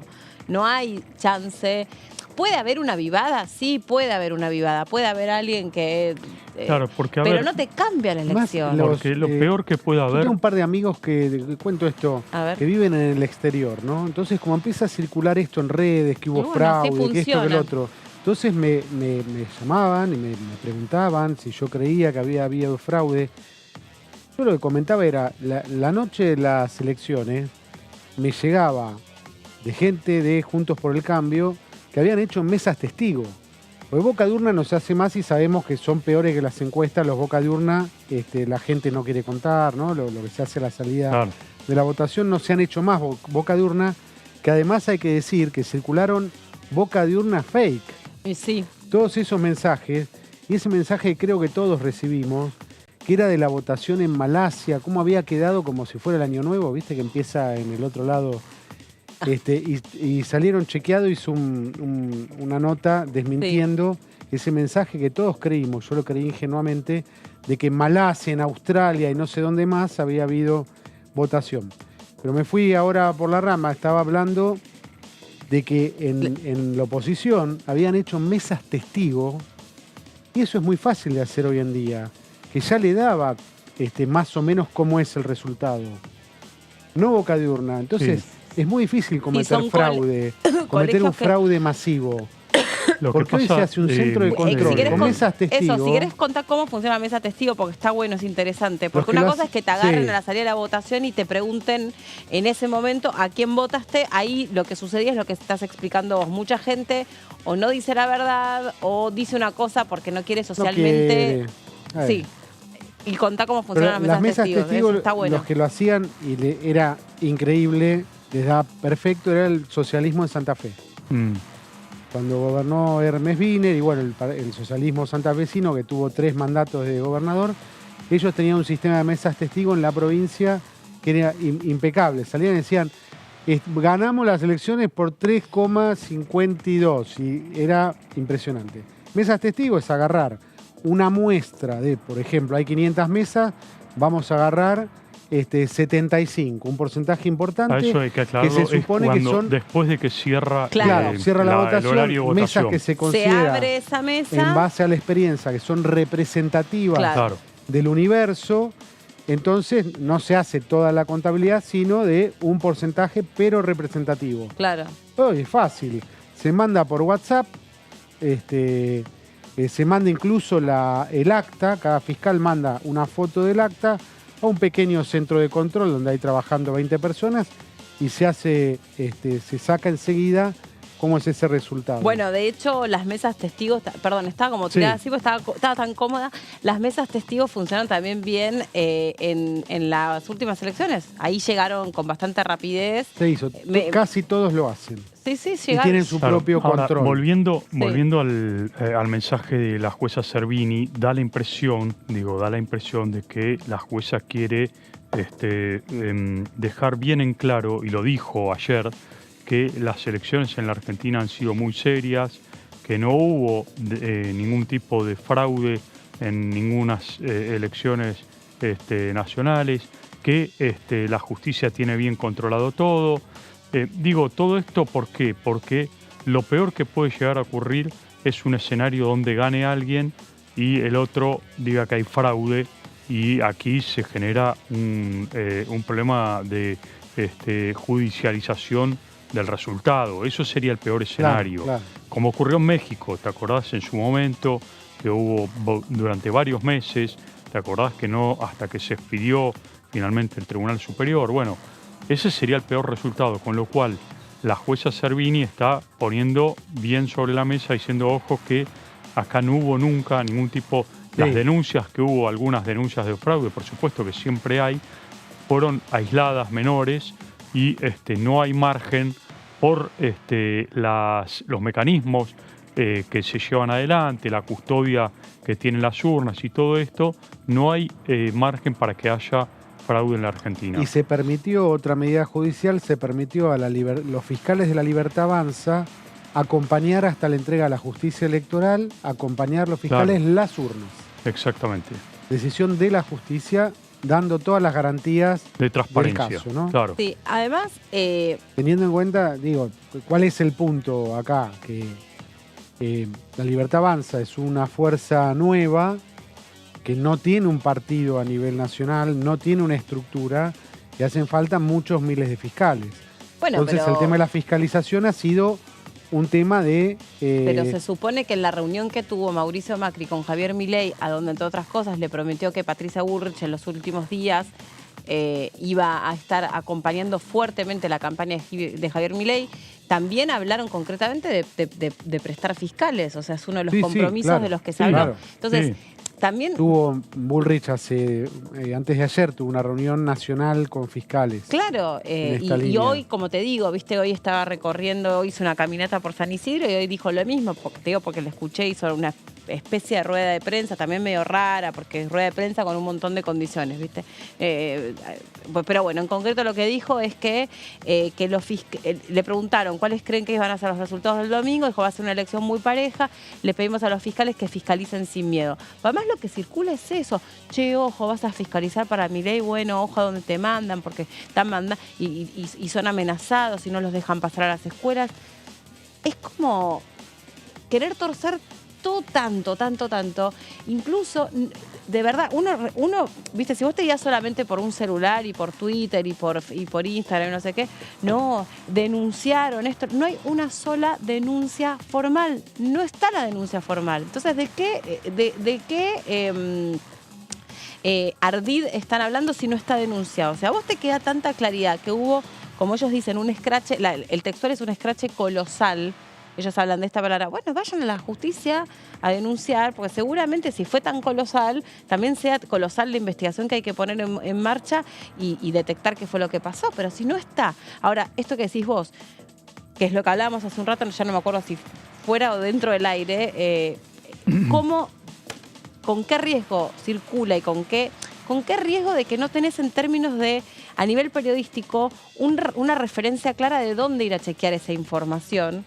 Cuando vos tenés algo que rebota, circula, va, se instala, como si fuese un chisme, y no es un chisme. Estamos hablando de un proceso democrático, que te gusten o no te gusten los dos candidatos, no es ideológico, es un proceso de democracia, es un sistema de votación que te está diciendo la justicia electoral. Van a haber veedores internacionales también ya comprometidos, como en todas las elecciones, pero ya va a haber veedores internacionales también custodiando. ¿Qué más queremos nosotros que el que salga encima, que no va a tener un porcentaje abismal de voto, va a tener la mitad más uno? ¿Qué más queremos que estar seguros que lo votamos y lo elegimos nosotros? Por eso digo el resguardo de nuevo de Servini planteando esto y por otro lado advirtiéndole a Milei, siendo ojo que ustedes tenían que entregar una determinada cantidad de boletas a la justicia. No lo hicieron. No, es su responsabilidad. Y entonces la responsabilidad pasa a ser del partido de ustedes, no ya de la justicia. En el caso de boletas, la responsabilidad es de la Libertad Avanza. Sí, porque en resumen es lo que dijo la justicia. Porque lo que hacen es, el otro día lo escuchaba, por ahí ustedes lo recontrasabían, a mí me pareció un dato que puede escapársele a mucha gente. O sea, ¿qué hacen? Ya te adelantan a los partidos políticos una determinada cantidad de dinero para que vos como partido imprimas esas boletas. Entonces, el dinero encima está. Las boletas están impresas. Ellos dicen que no es que no están impresas, están impresas. Lo que hacen es que se las retuvieron, se las quedaron. ¿Para qué? Bueno, porque ellos dicen que es la mayor garantía de que no le choreen las boletas el día de las elecciones. Pero igual está el dinero. Es un argumento extraño. Está el dinero. Sí, es que las imprimieron. Nada, es sospechoso. Y bueno, y si no las imprimieron. ¿Quién tenía que imprimir las boletas dentro? Y yo creo que es los apoderados de los partidos políticos. Ellos son los que tienen que. O sea, vos sos fulanito de la Libertad Avanza, Jorgito de la Libertad Avanza, la guita te la dan. Claro, ese es el tema. La plata se recibe, hay que ir a imprimir. Claro, y si no las imprimiste te quedaste con plata que no te corresponde. Es fácil. Bueno, ¿dónde? Por eso, deberían aparecer las boletas en número suficiente, ¿no? Pero si ellos dicen que no las tienen, ¿no? Ellos dicen que las tienen. Ellos dicen que las tienen, pero que Y se que las las van a van a guardar llevar los para el las momento de van a llevar votación, los tenerlas en las fiscales mesas. ellos, las van a Las van a llevar llevar los ellos. fiscales para que no las rompan, no. Claro, en fin. no se las saquen. Pero sí, es raro porque yo tampoco a mí me quedó claro en todo esto, porque de nuevo empezás a ver cómo es el armado de esto. Tampoco a mí me quedó claro qué pasa si ellos dicen, no, la verdad, no imprimimos todas las que tenemos que hacer. Pero si la guita ya está, ¿quién controla qué se hizo con ese dinero? Si ese dinero está para eso, no está para que alguien se lo quede, digo. Sí, es un tópico periodístico nuevo esto que estamos hablando porque nunca se planteó. Pero van y buscan su propia imprenta, además. Tengo entendido, quizás dentro de imprentas que prestan este servicio, tienen que cumplir con ciertos requisitos. A ver, no hablo de La Libertad Avanza, hablo de otros sellos de goma que hacen un negocio de presentar sellos de goma para lucrar con el sistema electoral. Esto ha pasado en la Argentina y creo que han dado de baja, la justicia electoral ha dado de baja a varias, en las últimas elecciones, varios fórmulas por incumplimientos y cosas de representatividad advertidas de esto. El negocio no es recibir votos, sino el negocio es poder presentar un sello y una fórmula, cumplir los requisitos para recibir la plata y después tener los avales, ¿no? Vos vas con tu imprenta, que posiblemente tu imprenta sos vos mismo. Sí. Y ya sabemos cómo es. Me tenés que hacer una factura por tanta plata para que yo presente la justicia electoral. Bueno, pero imprimimos menos, pero no, entonces esto es la Argentina, ¿no? Ya sabemos cómo funciona. Sí. No digo pasa en La Libertad Avanza. No, estamos contando en general. Estamos contando algo que sucede en la realidad, ¿no? Sí, y también, eso sí hablábamos antes con Martina y me acordé fuera del aire, ¿no? Justo por una nota que estabas vos cerrando o tratando de armar. ¿Cómo ha sido esta? Claramente una campaña o una previa de las elecciones con aditamentos completamente distintos a los que solíamos ver. Desde la manera en la que se salió a hacer campaña y también con este fenómeno de cómo circulan un montón de... El otro día yo escuchaba un especialista que es el que te recomendé. Este especialista en inteligencia artificial aplicaba a la política, pero la inteligencia artificial es una herramienta fantástica, pero es lo que decía recién el diputado Arroyo, muy difícil todavía de legislar o de regular, porque vos tenés ahí en circulación un montón de información que consumen las audiencias permanentemente, está totalmente democratizada la circulación de la información, pero no tenés todavía inventado una herramienta a donde vos sometas esa información a un chequeo. Claro. Entonces el chequeo está en manos de quién. Claro. ¿A quién le atribuís vos esa autoridad para decirte, no, esta imagen es trucha o esta imagen es verdad? Este video que está circulando, que dice lo de las elecciones en Australia, ¿es verdad o es trucho o es de antes? Si todos tuviésemos en nuestros dispositivos un Google Check, donde vos metés ese video también de manera universal y el Google te dice, es falso, porque está montado, está editado de acá a acá y esa imagen es traída de no sé, lo que sea, estoy inventando. Si ya existiera ese recurso, bueno, ahí vos tenés una manera también, alcanzada por todos para rápidamente desinstalar eso que se instaló. El problema es que eso ya genera una emoción. Massa estaba, el video falso, ya lo repetimos 20 veces, Massa estaba drogado. Listo, ya circuló eso, ya generó un daño, ya sabemos que eso está armado, te muestran después cómo se armó, pero ya generó un daño. Se viralizó. Sí, y claro. El daño, ¿y quién se hace cargo de ese daño? Nadie. Totalmente. Entonces es muy difícil y eso ha dado un... Es interesante, agrego, ¿no? Cuando se habla de fake news y de todo este universo, de cosas que se inventan y todo esto no sale de los medios de comunicación y de los periodistas. Al contrario, va por redes sociales, va por WhatsApp, va por otro tipo de plataformas que también son mediáticas. Y lo bueno es... Por otros soportes. Subirse, a ver, yo cuando aparece algo que sospecho, lo googleo. Si no aparece en medios autenticados donde trabajamos fuerte para chequear todas esas cosas también, y si no aparece, es muy probable que sea una fake que son de redes sociales. ¿no? A mí me parece Porque en que acá general la lo que- gente lo trata que- de desprestigiar el trabajo de la prensa, habla de la fake, ¿no? Y las fake no están en el periodismo y en la prensa y en los medios de comunicación. No. Puede haber errores, pero todos los que estamos en las redacciones, en cualquier trabajo vinculado con los medios, sabemos el trabajo que se hace para no equivocarnos. Y hay ¿no? otra cosa más Cuando que... hay algo que anda dando vueltas, los No, chequeos y hay otra todo. cosa también que es interesante sobre eso que decís, que va más allá incluso de equivocarnos o no equivocarnos, porque equivocarnos o dar una información que puede ser inexacta nos ha pasado a todos. El asunto es que nosotros, los periodistas, los que nos formamos, los que lo hacemos con compromiso y con responsabilidad, somos quienes más confiamos en la palabra de otro periodista en este sentido. Entonces, a mí me llegó esto, a ver, vos tenés la misma información, y entonces nosotros mismos nos convertimos en red de chequeadores de información.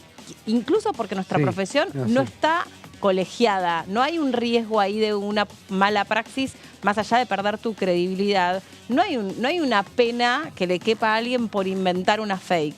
Entonces nosotros más que nadie somos los que ponemos a resguardo nuestra propia credibilidad.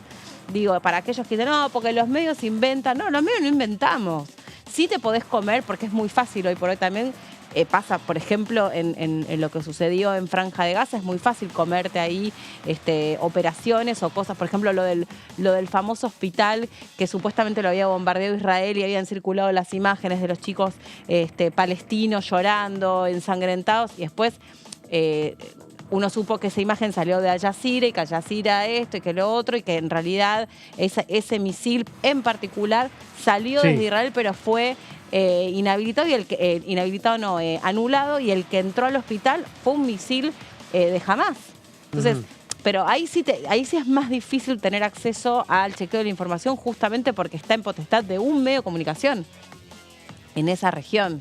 Después nosotros acá, sí, te comes un montón de lo que se llama pescados podridos, pero en general cuando viene son cosas que circulan por WhatsApp, ¿no? Sí. Este tipo de videos, cosas que se suben a redes. Uno entra en la cloaca de Twitter. Es una red que yo tengo mis problemas con Twitter, y encuentra todo eso, lo que vos decías al principio, ese video trucho de masa, y la gente lo reproduce y se va generando, miren esto, y opinan sobre eso. Porque vos ya y es algo que no es. Porque lo que decía este ¿no? especialista, que también me parece que es muy propio de esta época y que por ahí nosotros nos hace un poco anacrónicos en cómo convivimos con eso que existe y que sucede. Incluso TikTok también funciona de una manera parecida a la que funciona Twitter, es que uno consume ya ahora en tiempos de posverdad con un sesgo de confirmación. Pensaba en la posverdad, exactamente. Entonces, vos ya tenés una idea configurada o constituida. Yo estaba hasta recién hablando, obviamente no me peleo porque es mi mejor amigo, pero políticamente tenemos un montón de diferencias, y él tiene una serie de no lo puedo decir porque obviamente hicimos mención a cosas de cada uno de los candidatos. Yo le decía, pero vos ¿de dónde sacaste esta idea que esto es así? ¿Por qué estás repitiendo esto? Y eso que él también es periodista. ¿Por qué vos estás repitiendo esto? Y bueno, sí, porque es así, porque todos son así. Bueno, porque no. Emocionalmente esa es la posverdad. Es algo que me identifico emocionalmente, entonces creo que es así, y no es así. Y eso es suficiente, ¿no? Para esa confirmarlo. Es la posverdad, exactamente. Y bueno, lo que pasa es que es un tiempo difícil. Un acontecimiento de estas características, donde lo que estamos viviendo hoy, que viene como una ola, que hoy por ahí estamos, no sé todavía, pero estamos como en una cresta de ola, digo por las fake news, por inteligencia artificial, por todas las herramientas de redes sociales que estamos viendo, ¿sí? Esa cloaca informativa que hay. Ante eso me parece que como contrapartida está el desafío y la oportunidad. El desafío y la oportunidad para nosotros como periodistas, de decir, bueno, ¿sí? ¿Cómo hacemos un mejor periodismo y cómo logramos que ese mejor periodismo sea valorado por la audiencia? Porque la audiencia también está buscada. A la audiencia no le gusta ver algo que dice, esto es fake. La verdad es que no les agrada. Porque también más allá de que lo consuman, digo. Porque también yo creo que los medios, lamentablemente, nos hemos metido profundamente en la grieta y nos hemos sometido a mucho aprovechamiento. No, está bien, pero más allá de lo político, lo que digo pero es que no es más allá, para mí, es mi opinión, no es que es más allá, es que eso también ha construido una idea de posverdad en relación a cómo nosotros funcionamos. Esto de los periodistas ensobrados, que seguramente los hay, plim, plim, plim, que uno también a veces llamativamente dice, che, pero ¿por qué este periodista está construyendo esta idea alrededor de tal cosa si yo estoy viendo lo mismo y a mí no me parece que sea realmente así? Ah, pero lo dijo fulano de tal en tal señal.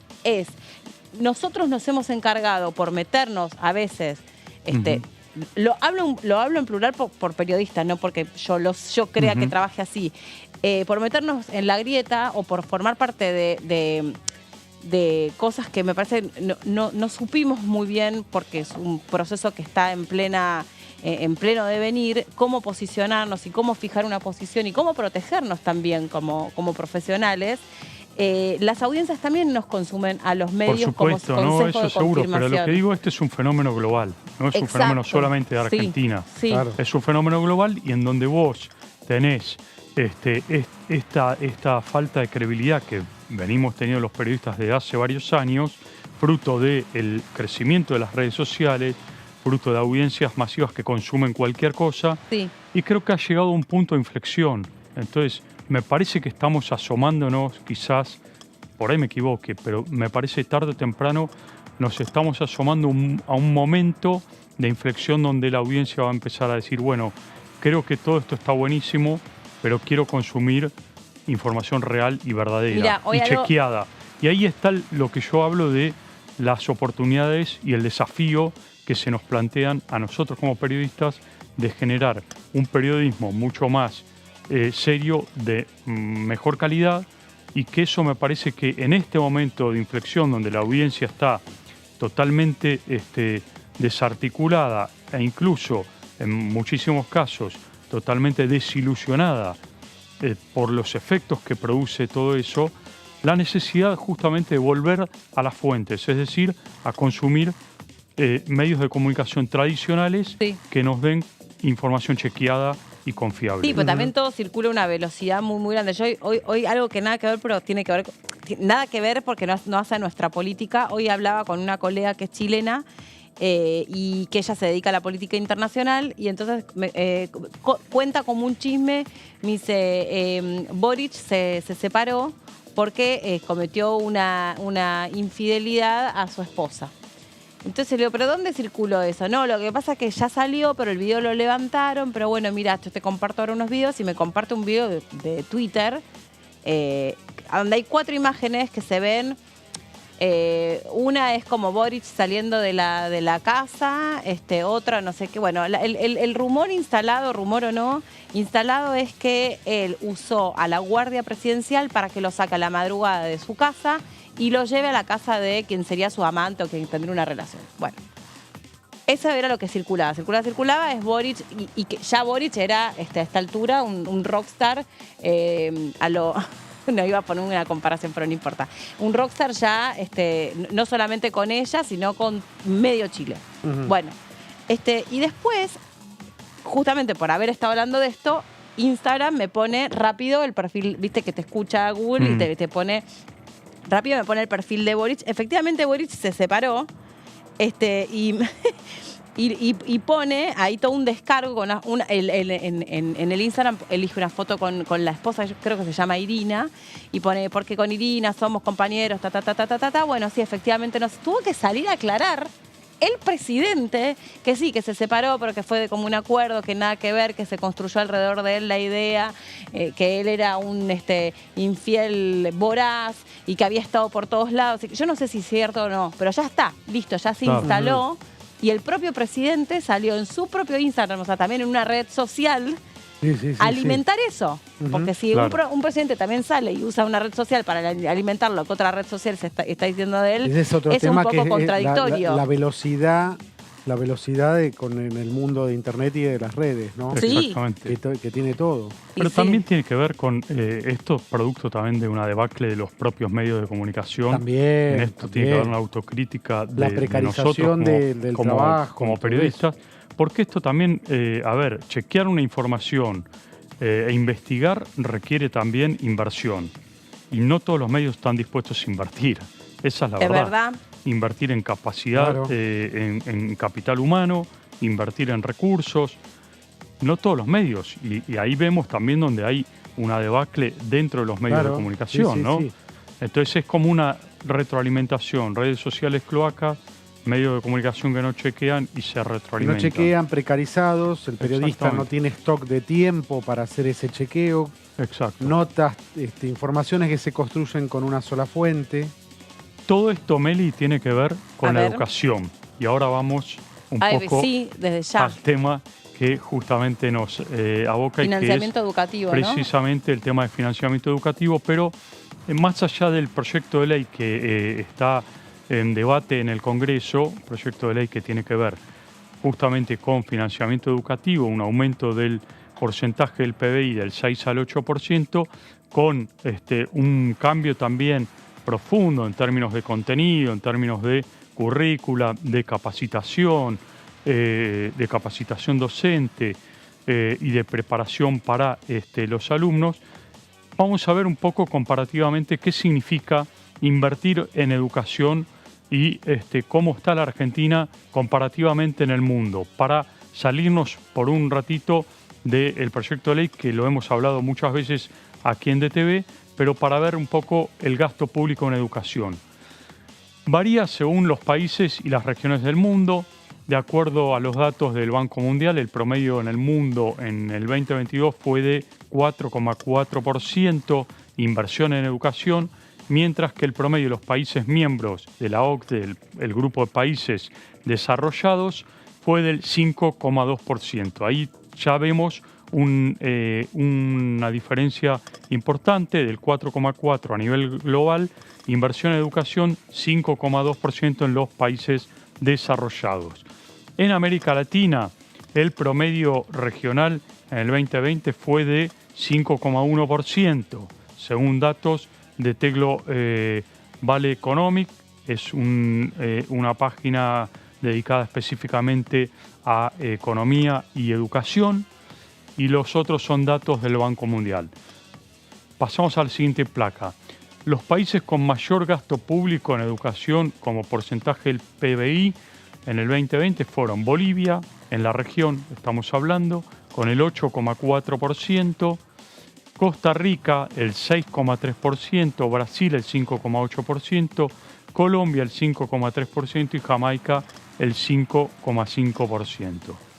Los países con menor gasto público en educación como porcentaje del PBI en el 2020, de nuevo con datos del Banco Mundial, fueron en Guatemala 3,2%, República Dominicana el 3,3%, México el 3,4%, Honduras 3,4% y Paraguay con el 3,5%. Ahora vamos a ver en la Argentina qué pasa también.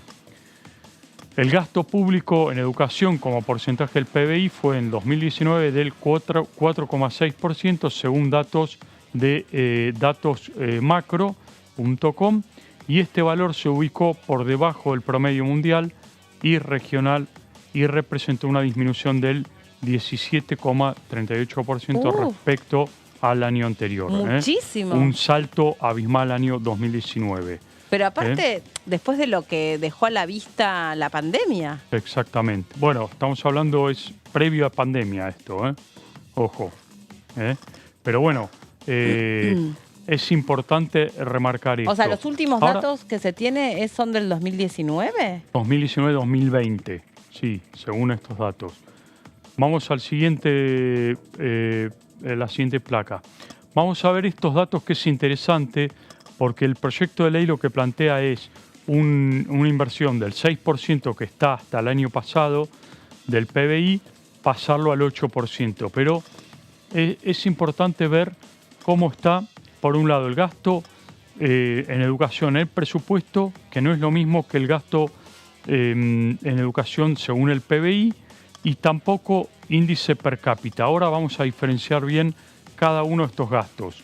En el gasto por presupuesto, ahí vos te vas a ver qué es, cómo un Estado gasta en función de cómo está su economía, cómo está la inflación, cómo está la preponderancia que le quiere dar a cada ministerio, cómo está el nivel de las reservas del banco de un país, cómo gasta en función de ese presupuesto que tiene en educación.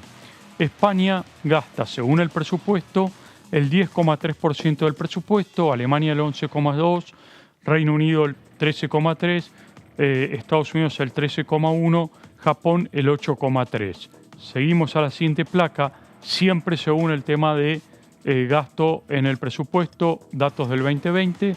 China gasta el 10,5% de su presupuesto. Belice, lo puse porque es un dato llamativo, el 22%. Chile lo mismo, el 21,3%. Argentina en el 2020 gastó el 12,3%. Hoy está en el orden del 6%, por eso se quiere subir. Finlandia el 11,5%, Noruega el 15,9%. Puse esos dos países también porque países nórdicos uno tiende a pensar de que son países que según el presupuesto gastan mucho y no es tanto. Si uno lo compara con otros países, por ejemplo de la región con Chile, de acuerdo a su presupuesto gasta mucho más. Ahora vamos a ver después cómo es el gasto per cápita, que es lo más interesante. Inversión según el PBI.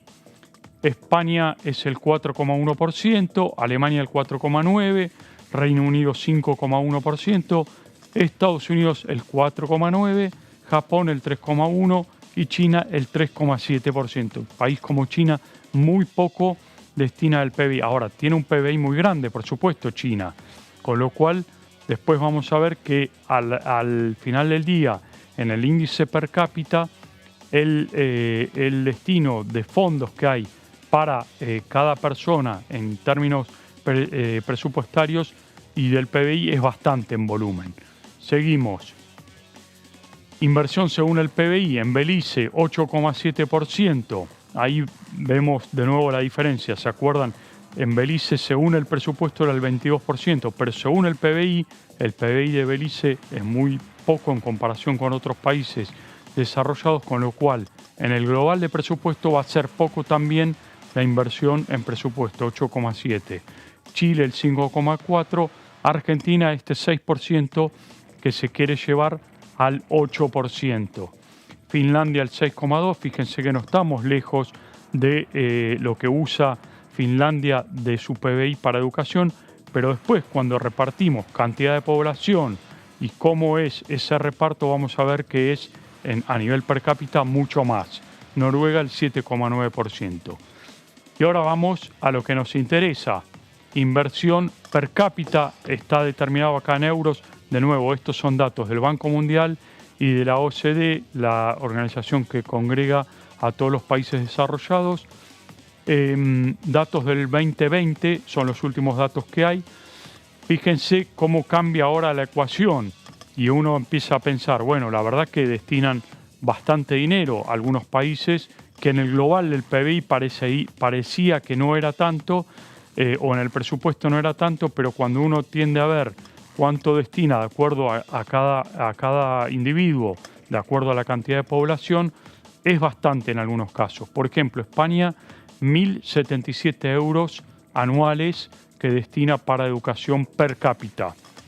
Alemania, 2.000. ¿Esto es para todos los niveles de educación? Esto es para todos los niveles de educación, toma todos los niveles de educación, porque es lo que se gasta en presupuesto global, ¿no?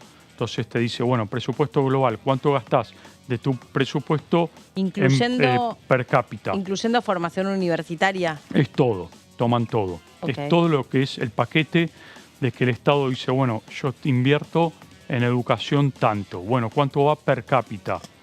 En el Reino Unido 1.833 euros, en los Estados Unidos 2.600 euros, en Japón 1.038, en China, fíjense, ¿por qué es tan bajo? Bueno, una población de 1.500 habitantes, claro, con lo cual, fíjense, en cantidad de inversión en PBI era un poquito más alto, pero cuando después lo reparten en esos 1.500 millones de habitantes, obviamente son 329 euros. Seguimos a la última placa. La inversión per cápita en euros, por ejemplo, en Belice, que ahí de nuevo decíamos, pucha, 22% es muy alto de su presupuesto en inversión en educación, pero cuando lo reparte a la cantidad de población que hay y la cantidad de fondos que tiene justamente de presupuesto, fíjense que en realidad el reparto no es tan grande a nivel per cápita, 426 euros. Chile lo mismo, decíamos 21% de su presupuesto va para educación, bueno, pero cuando lo reparten la gente, per cápita es mucho menos. La Argentina lo mismo, ¿no? 424 euros per cápita. Finlandia, 2.650 euros. Acá lo mismo, y Noruega lo mismo, 5.300 euros. ¿Por qué? Bueno, hay mucha menor población en estos países. ¿Se invierte mucho? Sí, pero también es verdad que hay menos población. Y los niveles de analfabetismo a mí me preocupa también a la luz de estas cifras, claro. Porque dentro de lo que habla la ley de financiamiento educativo vuelve a hablar del tema del analfabetismo que uno creía que estaba totalmente desterrado. Sí. O sea, que no había analfabetismo en nuestro país. Exacto, es un buen punto, lo mismo que el tema alimentación, porque lo que toma en cuenta, y esto es un dato muy interesante de la ley el proyecto de ley de financiamiento educativo, porque toma en cuenta la inversión en la alimentación, porque hoy hay, por supuesto, en los niveles, sobre todo en la infancia, cuando es el momento donde el chico empieza a crecer y necesita buena alimentación para el desarrollo cognitivo, bueno para justamente tener capacidad de aprendizaje, el nivel de alimentación es muy malo en la Argentina y por eso hace falta invertir en alimentación. Vamos a otros datos. En el ranking, el gasto público en educación es por habitante, pero a la hora de analizar el dato que es importante es recordar que se trata del gasto que recibiría cada uno de los habitantes sin tener en cuenta su edad o situación, ¿no?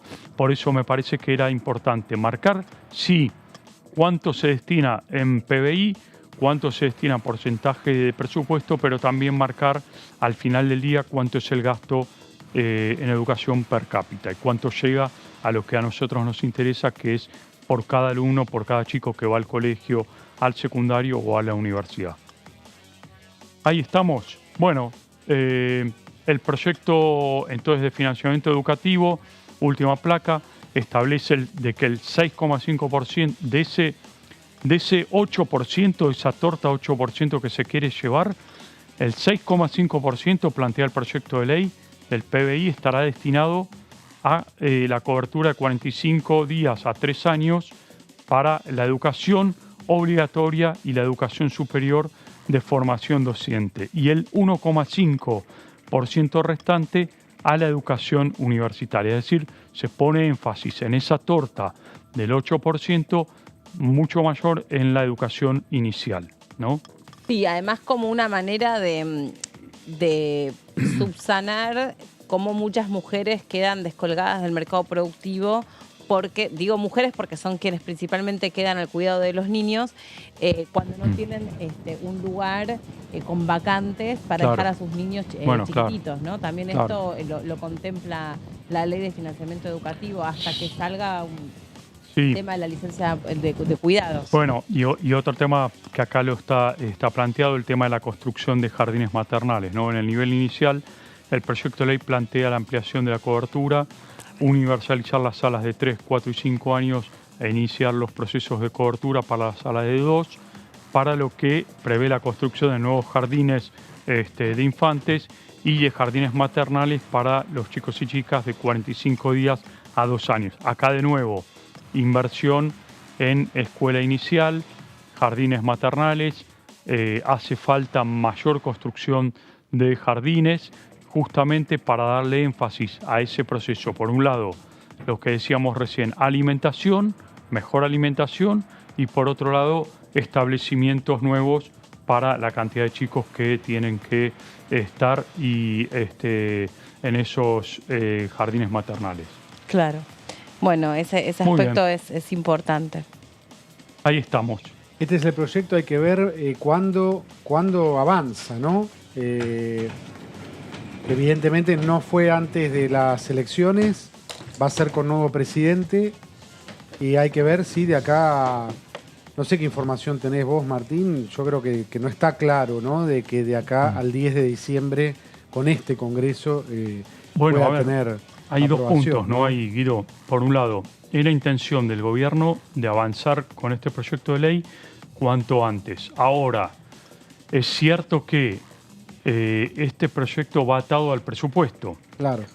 Porque recién, como decíamos, es un porcentaje de aumento del 6 al 8% del PBI para educación, con lo cual va a haber que redefinir el presupuesto, con lo cual me parece va a ser necesario primero el tratamiento de presupuesto y o de la mano, en paralelo, la aprobación. Ya tiene dictamen en Comisión de Educación y de Presupuesto, está en condiciones, iba a ser uno de los temas para llevarse al recinto, no pudo ser, pero cuando se trate presupuesto, seguramente en paralelo va a tratar, o por lo menos la intención del oficialismo es esta, hay que ver resultado electoral mediante qué es lo que pasa con esto. Sí, porque es un proyecto impulsado, además, bueno, vos lo comentaste, lo presentaron Sergio Massa y Jaime Persic, ¿no? Y Persic, exactamente. Entonces, Jaime Persic vino a la comisión a dar, además, un informe, un panorama Claro. muy, muy importante, porque para mí realmente hubo un antes y un después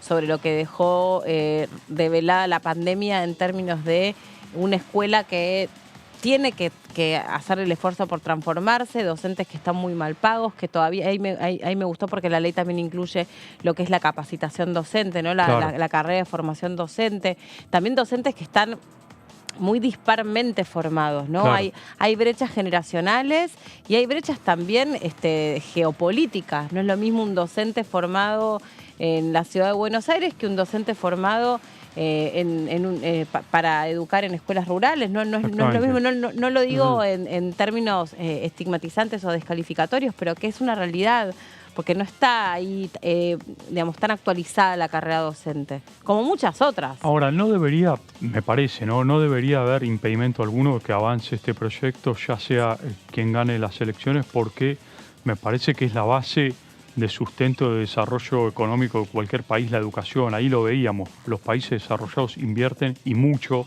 en educación. Hay ¿Pasa estudios. que es aumentar en cuánto el presupuesto educativo en 2 puntos del PBI? ¿Cómo? Es aumentar en 2 puntos el PBI. Claro, sería del 6 al 8, exactamente. Bueno, y esa es la razón. Inversión en educación, a ver, incluso para los libertarios, cualquier país liberal, hablemos de países como Estados Unidos, si querés, Japón, Corea del Sur, Taiwán, invierten y mucho en educación, porque eso ha sido, sobre todo en los países del Asia, los famosos los tigres asiáticos. Vietnam, Corea del Sur, Taiwán. Esos países crecieron, Indonesia, crecieron gracias a una inversión fuerte en educación. No hubo otra clave que no sea esa.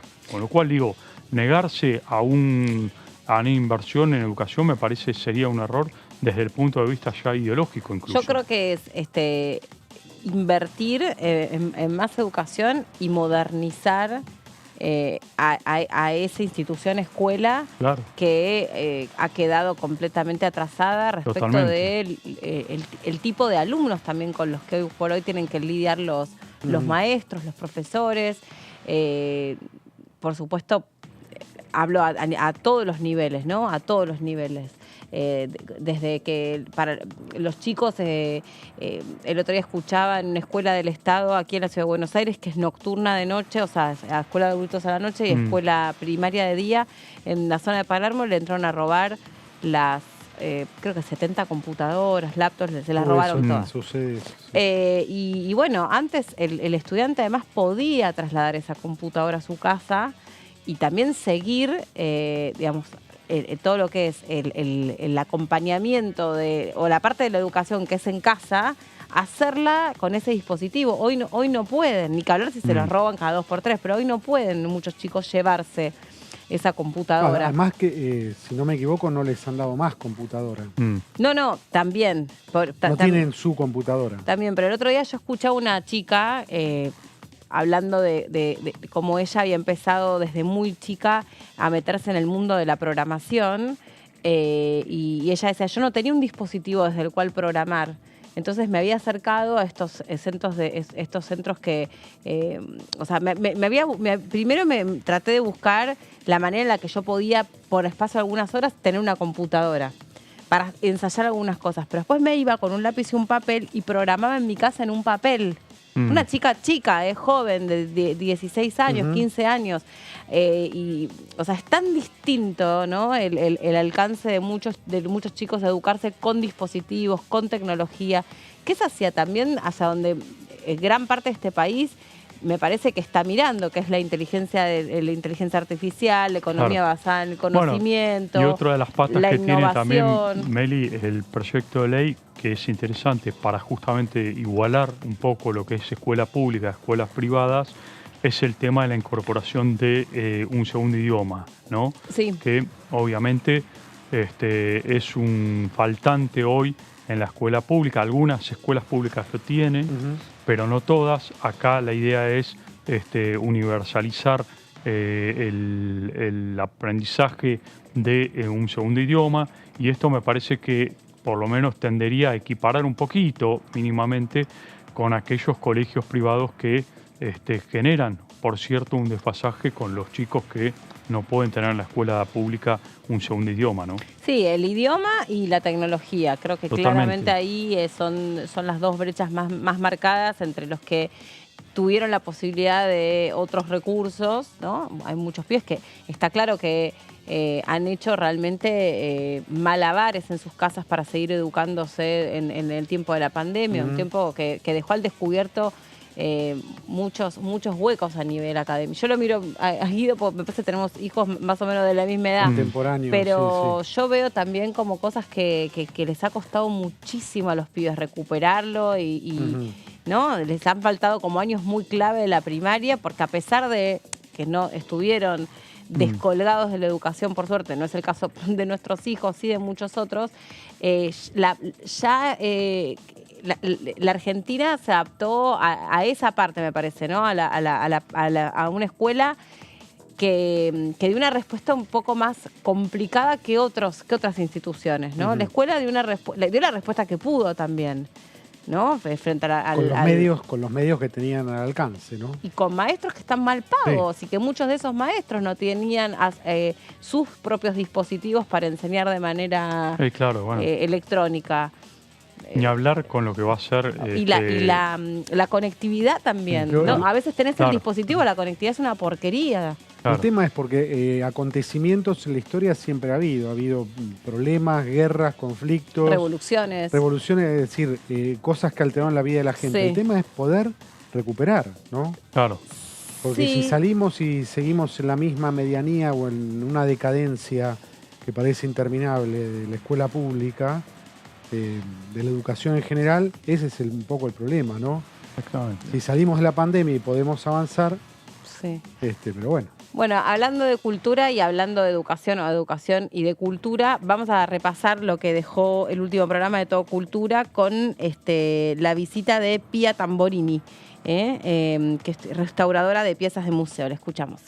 Nosotros con los grupos de ASIMPAC hace tiempo trabajamos y se hizo un censo hace unos años para ver un poco cómo era la situación del país, y más o menos hay un alrededor de 400 personas que trabajan cuidando el patrimonio en museos, conservadores titulados, gente que está estudiando. ¿Y está bien esa cantidad o es poca? No, la verdad que nosotros nos sorprendimos porque se contactaron de un montón de lugares que uno, viste, siempre está en Buenos Aires y por ahí es más difícil. Entonces quisimos hacerlo puntualmente así, y a partir de ahí se armó un grupo que es la Asamblea, yo creo que la otra vez, no sé si te lo conté, la Asamblea de Conservadores y Restauradores, que se llama ACRA, que es un grupo que somos todos esos restauradores. Esos 400. Sí, que lo que estamos trabajando es para el reconocimiento de la profesión. Y el año pasado, logré que, insistiendo acá al Congreso, firmara un reconocimiento.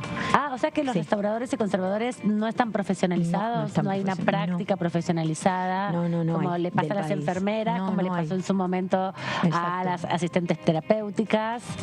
Por eso cuando vos comentaste lo de la ley de ballet, nosotros de danza, dije, nosotros vamos por eso. Todavía estamos un poco más atrasados. Pensá que acá en Argentina la restauración, dentro de todo, es algo novedoso, no es algo tan antiguo como en otros países. ¿Por qué eso?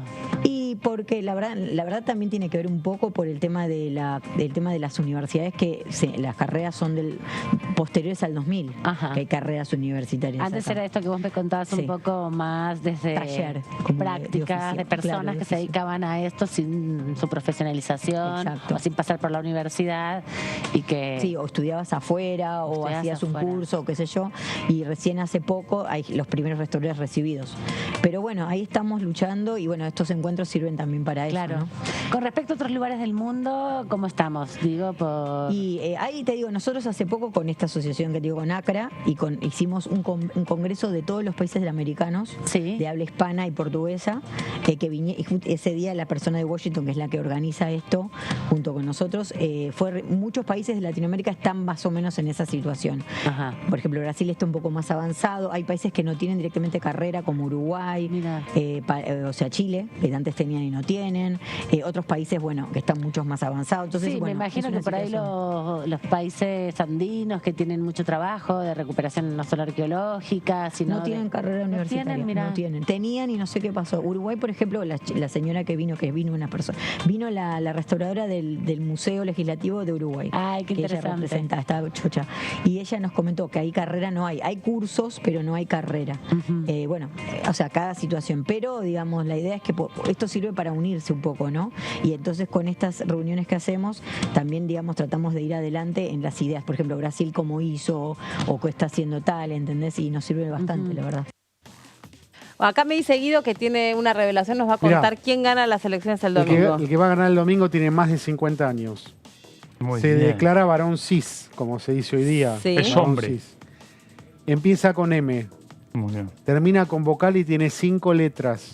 Mira. Y repite 2 letras dentro del nombre. Mira de 5 letras. Yo pensé que iba a decir gana la democracia. Lo sacamos. Lo sacamos, totalmente. Empieza con M el apellido, aclará. Empieza el apellido con M, termina en vocal, repite 2 letras en el apellido. Muy bien. Dije, tiene 5 letras. Sí, fantástico, fantástico. Muy bien. Es universitario, podés más de también 50 decir. Y varón cis. Sí, universitario le podés agregar a tu acertijo. Universitario, ¿qué más podemos decir? No sé, por la duda no digamos más nada. No digas más, por favor, no digas más. Bueno, mañana ya será otro programa porque entramos en veda, así que le hemos sacado el jugo, lo último que pudimos charlar.